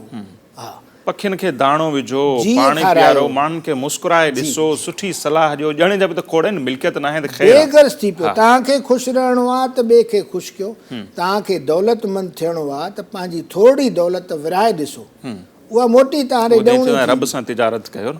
जी, रब सां तिजारत कयो जी, हा, उतां हुन तव्हांखे सां लास बि त कोन। करे ॾिसो न, त पोइ ॾिसो त मायूस कॾहिं बि न थियो, कॾहिं बि मायूस न थियो, छो त अॻिते जेका दुनिया आहे उहा तव्हांजी आहे, जेकॾहिं तव्हां पंहिंजी हिमत पकड़ियो। मांदी थी न मारवी, तुंहिंजो अलाह बि आहे। लेज़े मंझि, हा, 100 वरनि जा। जी, त साईं खे पढ़ो, हिकिड़ो को साईं खे पढ़ण सां बि घणो कुझु सिखी सघिजे थो, जेकॾहिं उहा अखि खुलियल हुजे। हा, जी, बिल्कुलु। हूअं त 3 असांजा क्लासिकल शाइर, पर हाणे 2 तव्हांखे नथा सम्झ में अचनि। साईं खे रुगो लतीफ़ सरकार खे पढ़ो, पर अखि खोले एनालिटिकली पढ़ो, चए छा थो। जी, अच्छा, इन ते वरी कबीर साहिब जेका सुरम दुखम दुखम वारी थ्योरी आहे, उहा बि त आहे न। असांजी ख़्वाहिशूं उहो ई आहिनि जो ॿियनि खे वॾनि, हा, गौतम जी, त वॾनि गाॾियुनि में उन्हनि में ॾिसी ऐं असां पंहिंजे अंदरि में एॾियूं एॾियूं ख़्वाहिशूं था पैदा करे छॾियूं। उहे ख़्वाहिशूं ई असांखे ज़लील, ख़्वार, परेशान, जेको सी चओ उहे कनि थियूं। दुख ख़्वाहिश मां पैदा थींदो आहे, सही, ज़रूरत न। मुंहिंजा दोस्त इहा ॻाल्हि गौर सां ॿुधनि, हा, ख़्वाहिश ऐं ज़रूरत में वॾो फ़र्क़ु आहे। दुख ख़्वाहिशुनि मां पैदा थींदो आहे, ज़रूरत अटो लटो अजो वारी ॻाल्हि। इहे त फ़क़ीर बि कमु करे था वञनि, फुटपाथ ते मोकिल सुम्हियल माण्हू आहे, उनजो बि वक़्तु गुज़री थो वञे। जी, त fewer the wishes happier the man, हीअ बाक़ाइदा जदवल सेखारींदा। बिल्कुलु। जी, हा, असां इहो मां जो प्रैक्टिकल जो एग्ज़ाम्पल आहे। मां हिकिड़ो उस्ताद माण्हू आहियां, लेक्चरर माण्हू आहियां, सदाईं ख़ुशि, सदाईं खिलंदो रहंदो आहियां। छा लाइ त मां इन गिलेमर खे सुञाणां थो, इन अडंबर खे सुञाणां थो। अंदरि जेके इगड़ियूं आहिनि न, मथां जेका पग चमके थी पई, अंदरि जेका इगड़ियूं आहिनि, उनजी मूंखे ख़बर आहे। त तव्हां जेकॾहिं पंहिंजे पाण मां ख़ुशि थी वञो। हा, हाणे हिकिड़ो अजीब जदवल ॿुधायां, जेकॾहिं तव्हां दोस्त इहो ॼाण चाहियो था त अलाह असां मां ख़ुशि आहे अलाए न ख़ुशि आहे, त मां हिन जो प्रैक्टिकल नुस्ख़ो ॾियां थो। अलाह तव्हां मां एतिरो ख़ुशि आहे जेतिरो तव्हां अलाह मां ख़ुशि आहियो। यस, तव्हां करे ॾिसो। बिल्कुलु। त मूं जो चयो त हमेशह मुस्कुराईंदा रहो, हमेशह ख़ुशि रहो ऐं ख़ुशियूं विरायो। ऐं जेको अलाह सां ख़ुशि हूंदो उहो नाउमीद थी नथो सघे। नाउमीदी कुफुर आहे, इहो त सभिनी खे ख़बर थी आहे। नथो सघे ऐं उहो दुख में वञी कोन थो सघे। तव्हां ख़ुशि केतिरा आहियो, माना तव्हां वटि सब्र ऐं शुकुर। हा, सही, शुकुर जो जेकॾहिं तव्हां वटि नुस्ख़ो आहे, हर शइ ते शुकुर कयो त तव्हां में वाध ईंदी ऐं असली पंहिंजी ज़िंदगी बचायो। तव्हां एतिरा मुस्कुराईंदड़ थियो, एतिरा प्यारा थियो, एॾा हॾॾोखी थियो, माण्हू तव्हां सां मिलण खां सिकनि। हीअ हज़रत अली जो कोट आहे। पुछूं त साईं ज़िंदगी लाइ असांखे कुझु सेखारियो, चई अहिड़ा थियो जो माण्हू तव्हांजे लाइ सिकनि। ऐं जॾहिं तव्हां हिन दुनिया मां हलिया वञो त जेको ॿुधे हुनजे अखियुनि में ॻोढ़ा अचनि, हथ मथे थी वञनि, अलाह चल हिनखे वॾे रुतबे ते पहुचाए। अहिड़ा माण्हू थियो। हाणे इहा वॾी दौलत आहे या हू वॾी दौलत आहे जेका तव्हां ते फिटी करे वेंदो? सच थो चवां, बिल्कुलु। माण्हू खे घुरिजे छा? सही इहे शयूं घुरिजे, बिल्कुलु ईअं आहे। बाक़ी जेका घुरिज तव्हांखे ही साइबर वर्ल्ड सेखारे थी, ग्लोबलाइज़ेशन, इहा कॾहिं पूरी हिनखे असां चवंदा आहियूं मिर्ग तृष्णा, ॾेखाव हिकिड़ो न, रुञ आहे हिकिड़ी जेका तव्हांखे चमक नज़र अचे थी, पर करीब वञो त कुझु बि न आहे। सही, साम्हूं नज़र ईंदो त पाणी आहे, चमके थो पियो। इहो मुंहिंजो ज़ाती तजुर्बो आहे। गाॾी अॻिते वधाईंदुसि, उते पहुचंदुसि त कुझु न हूंदो। त हीअ जेको टिक्साल आहे, सॼी रुञ आहे। इन जी हक़ीक़त खे सम्झो। ऐं हक़ीक़त आहे त तव्हां माण्हू इंसान आहियो, उन्स तव्हांजो हासिलु आहे, उन उन्स खे वधायो, पंहिंजे प्यार खे वधायो, मुस्कुराए कंहिंजा ॾुख ख़तमु कयो। ऐं वंडियो त सही। सही। अच्छा सर, मुख़्तसर असांखे चवंदा टाइम बि ज़ाहिर आहे हिकिड़े लिमिटेशन्स आहिनि। ही जेका पूरी जेका दुनिया बीठी आहे ग्लोबल वर्ल्ड, खोड़ सारे हुन में ॿियूं बि ख़राबियूं आहिनि, पर ख़ासि तौर ते असीं चवंदासीं जेका एटमी हथियार जेके अची विया आहिनि उनजे ढेर ते बीठी आहे असांजी सॼी दुनिया। उन में असीं चवंदा त असीं कयूं था सूफ़ीज़म जी ॻाल्हि, त ही उन दुनिया सां कीअं कॉम्पीट करे सघे थो। ऐं मूंखे सिंधी स्कॉलर खे ॿुधो, उन चयो त इन सॼी दुनिया जे मसइलनि जो जेको हल आहे उहो सूफ़ीज़म में आहे, उहो कीअं आहे ऐं सिंध उनजी सरवाणी करे सघे थो, एतिरी असां में ताक़त आहे। वाह, इहो जंहिं चयो आहे उन खां न पुछो आहे तव्हां। सही, उन सां मुंहिंजी मुलाक़ात न थी सघी। बिल्कुलु, ॾाढो सुठो कयो तव्हां इहो सुवालु पुछो मूंखां। आख़िर सूफ़ीज़म हल कीअं आहे? हा, पहिरीं ॻाल्हि मां इहा क्लियर कयां त जेके हिन में सियासत ॻोल्हिनि था, इक़्तिसादियात ॻोल्हिनि था, उहे ग़लति आहिनि। सूफ़ीज़म छो त अक्सर जेको एतिराज़ थींदो आहे न त बाबा इहो कहिड़ो असांखे इक़्तिसादी प्रोग्राम, हाणे ॾिसो न तव्हां हिकिड़े फ़िलसफ़े खे, रूहानी फ़िलसफ़े खे खणी तव्हां इक़्तिसादियात उन खां वठो था, उन खां पैसा वठो था, त ग़लति तव्हां आहियो न, हू त न आहे न। हाणे ॿुधो त उहो हल कीअं थो ॾे। मां जेके ॻाल्हियूं हिन वक़्तु ताईं कयूं छितां शुरू कयूं वननेस खां। हाणे जॾहिं ॿिए में तव्हां पंहिंजो पाण खे ॾिसंदो, वननेस हिन खे तकलीफ़ पहुचाईंदो तव्हां कंहिंखे तकलीफ़ पहुचाईंदो, पाण खे तकलीफ़ मियां मार न मुंहुं में आहीं तूं, तुंहिंजो ई तोखे लॻे। मुंहुं में आहीं तूं वारी जेका ॻाल्हि आहे न, वाह वाह, इहो सूफ़ीज़म जो हासिलु आहे। प्रैक्टिकल सूफ़ी थियणो आहे। जी, प्रैक्टिकल सूफ़ी थियणो आहे त जेके महकूम आहिनि, जिन जे मथां ज़ुल्म थो थिए, हाणे इन जा मिसाल थो ॾियां, मां सिर्फ़ु थ्योरी नथो चवां। इनायत शहीद जोग शरीफ़, ही सूफ़ी आहे। हा, असांजो जंहिंखे घाणे में पिड़ाए मखदूम बिलावल, मां अरगूननि जा पेर ज़मीन ते ॾिसण खां तयारु न आहियां। सूफ़ीज़म दरगाह वसाए ऐं गेड़ू कपिड़ा पाए ऐं मालाऊं ॻीची में विझणु, इहो सूफ़ीज़म न आहे, इहो सूफ़ीज़म जी निंदा आहे।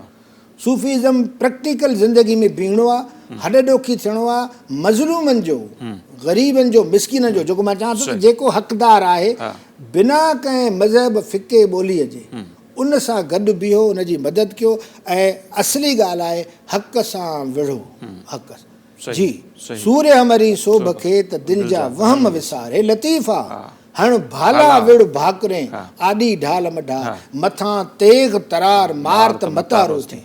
हिकिड़े पासे आलम सभु आबाद थी, ॿिए पासे जॾहिं हिते ॻाल्हि अचे थी त वरी ही दर्स बि ॾिए थो।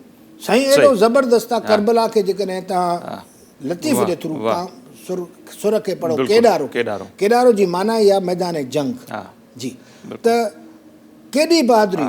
ऐं लतीफ़ जो कमाल जेको वॾो आहे, he is the first feminist poet in the world. हुन जे सूर में ससी से ई लिंघिया जिन मर्दनि मात कयो। वाह, बिल्कुलु एॾो औरत खे मज़बूत करे पेश करणु, त ही सूफ़ीज़म आहे साईं।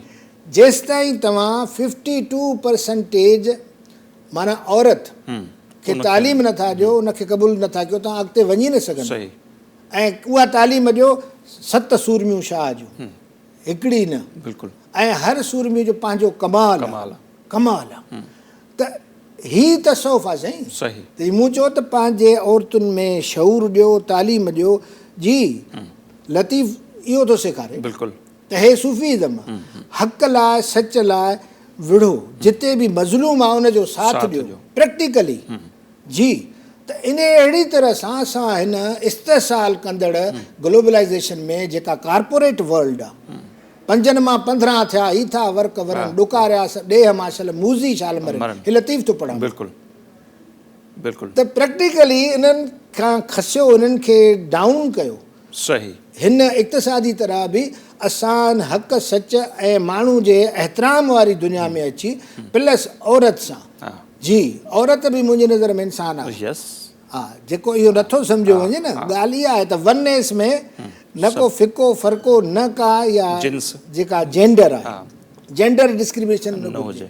त अॼु जी दुनिया खे सूफ़ीज़म जी, इन सूफ़ीज़म जी ज़रूरत आहे, जेको हक़ जी तरफ़ हुजे, जेको सच जी तरफ़ हुजे, उन सां बेह, उन सां गॾु विढ़े ऐं हड़ऊं वड़ऊं हॾऊं, माना हॾऊं माना सुरी वञी उन्हनि सां गॾु बीहे, हड़ऊं वड़ऊं सम्झो था पिया त उन्हनि जो जेको आहे सो हर ज़ुल्म खे नाकाम करण में हिसो वठे, उहो सूफ़ी आहे। ऐं इहो सूफ़ीज़म छो असली ॻाल्हि छा आहे त उहो वननेस ॾिसे थो न। बिल्कुलु।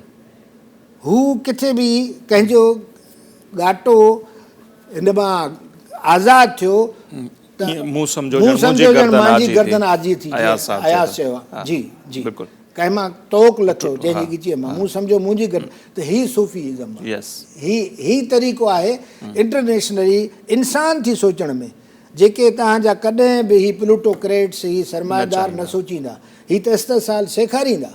असांखे उनजी ज़रूरत आहे जेको इस्तेसाल खे ख़तमु करे इन्हनि खे वाखो करे। जी त ही 5 मां 15 थिया वारे सिस्टम खे ख़तमु कयो, त ज़ख़ीरा अंदोज़ी बंदि कयो। सही, तमामु घणी महिरबानी प्रोफेसर साहब, टाइम नो। ऐं इहो वॾो हिकिड़ो बहस आहे, पाण ते ज़रूरु कॾहिं ॻाल्हाईंदासीं। त इहो सिंध में त सभु कुझु थिए पियो, दुनिया में इन लेवल ते केतिरो कमु थिए थो ऐं थियणु खपे। जेकॾहिं नथो थिए त असां पंहिंजे इलाइक़े ताईं त इन ते कमु करे सघूं था, पर इन सॼे फ़लसफ़े खे दुनिया में कहिड़ी लेवल ते कमु थिए थो, पोइ मुंहिंजी कोशिशि हूंदी हुन ते पाण नेक्स्ट ज़रूरु ॻाल्हि ॿोल कयूं। टाइम असां वटि घटि आहे, सो असीं हिते अव्हां खां मोकिलाईंदासीं। अॼु जे प्रोग्राम जो टाइम थियो पूरो, ऐं यकीनन अॼु जेको प्रोग्राम आहे अव्हांखे पसंदि आयो हूंदो। इंशाल्लाह सुभाणे हिकु भेरो ॿीहर अव्हां जे आॾो हाज़िर थींदासीं ऐं मुख़्तलिफ़ जेके अहम शख़्सियतूं आहिनि उन्हनि जी अव्हां सां मुलाक़ात बि कराईंदासीं। मुख़्तलिफ़ जेके असांजे प्रोग्राम जा सेगमेंट आहिनि उहे बि अव्हांखे यकीनन अॼु बि पसंदि आया हूंदा ऐं सुभाणे बि अव्हांखे पसंदि ईंदा। सो असांखे ॾींदा इजाज़त। अल्लाह निगहबान।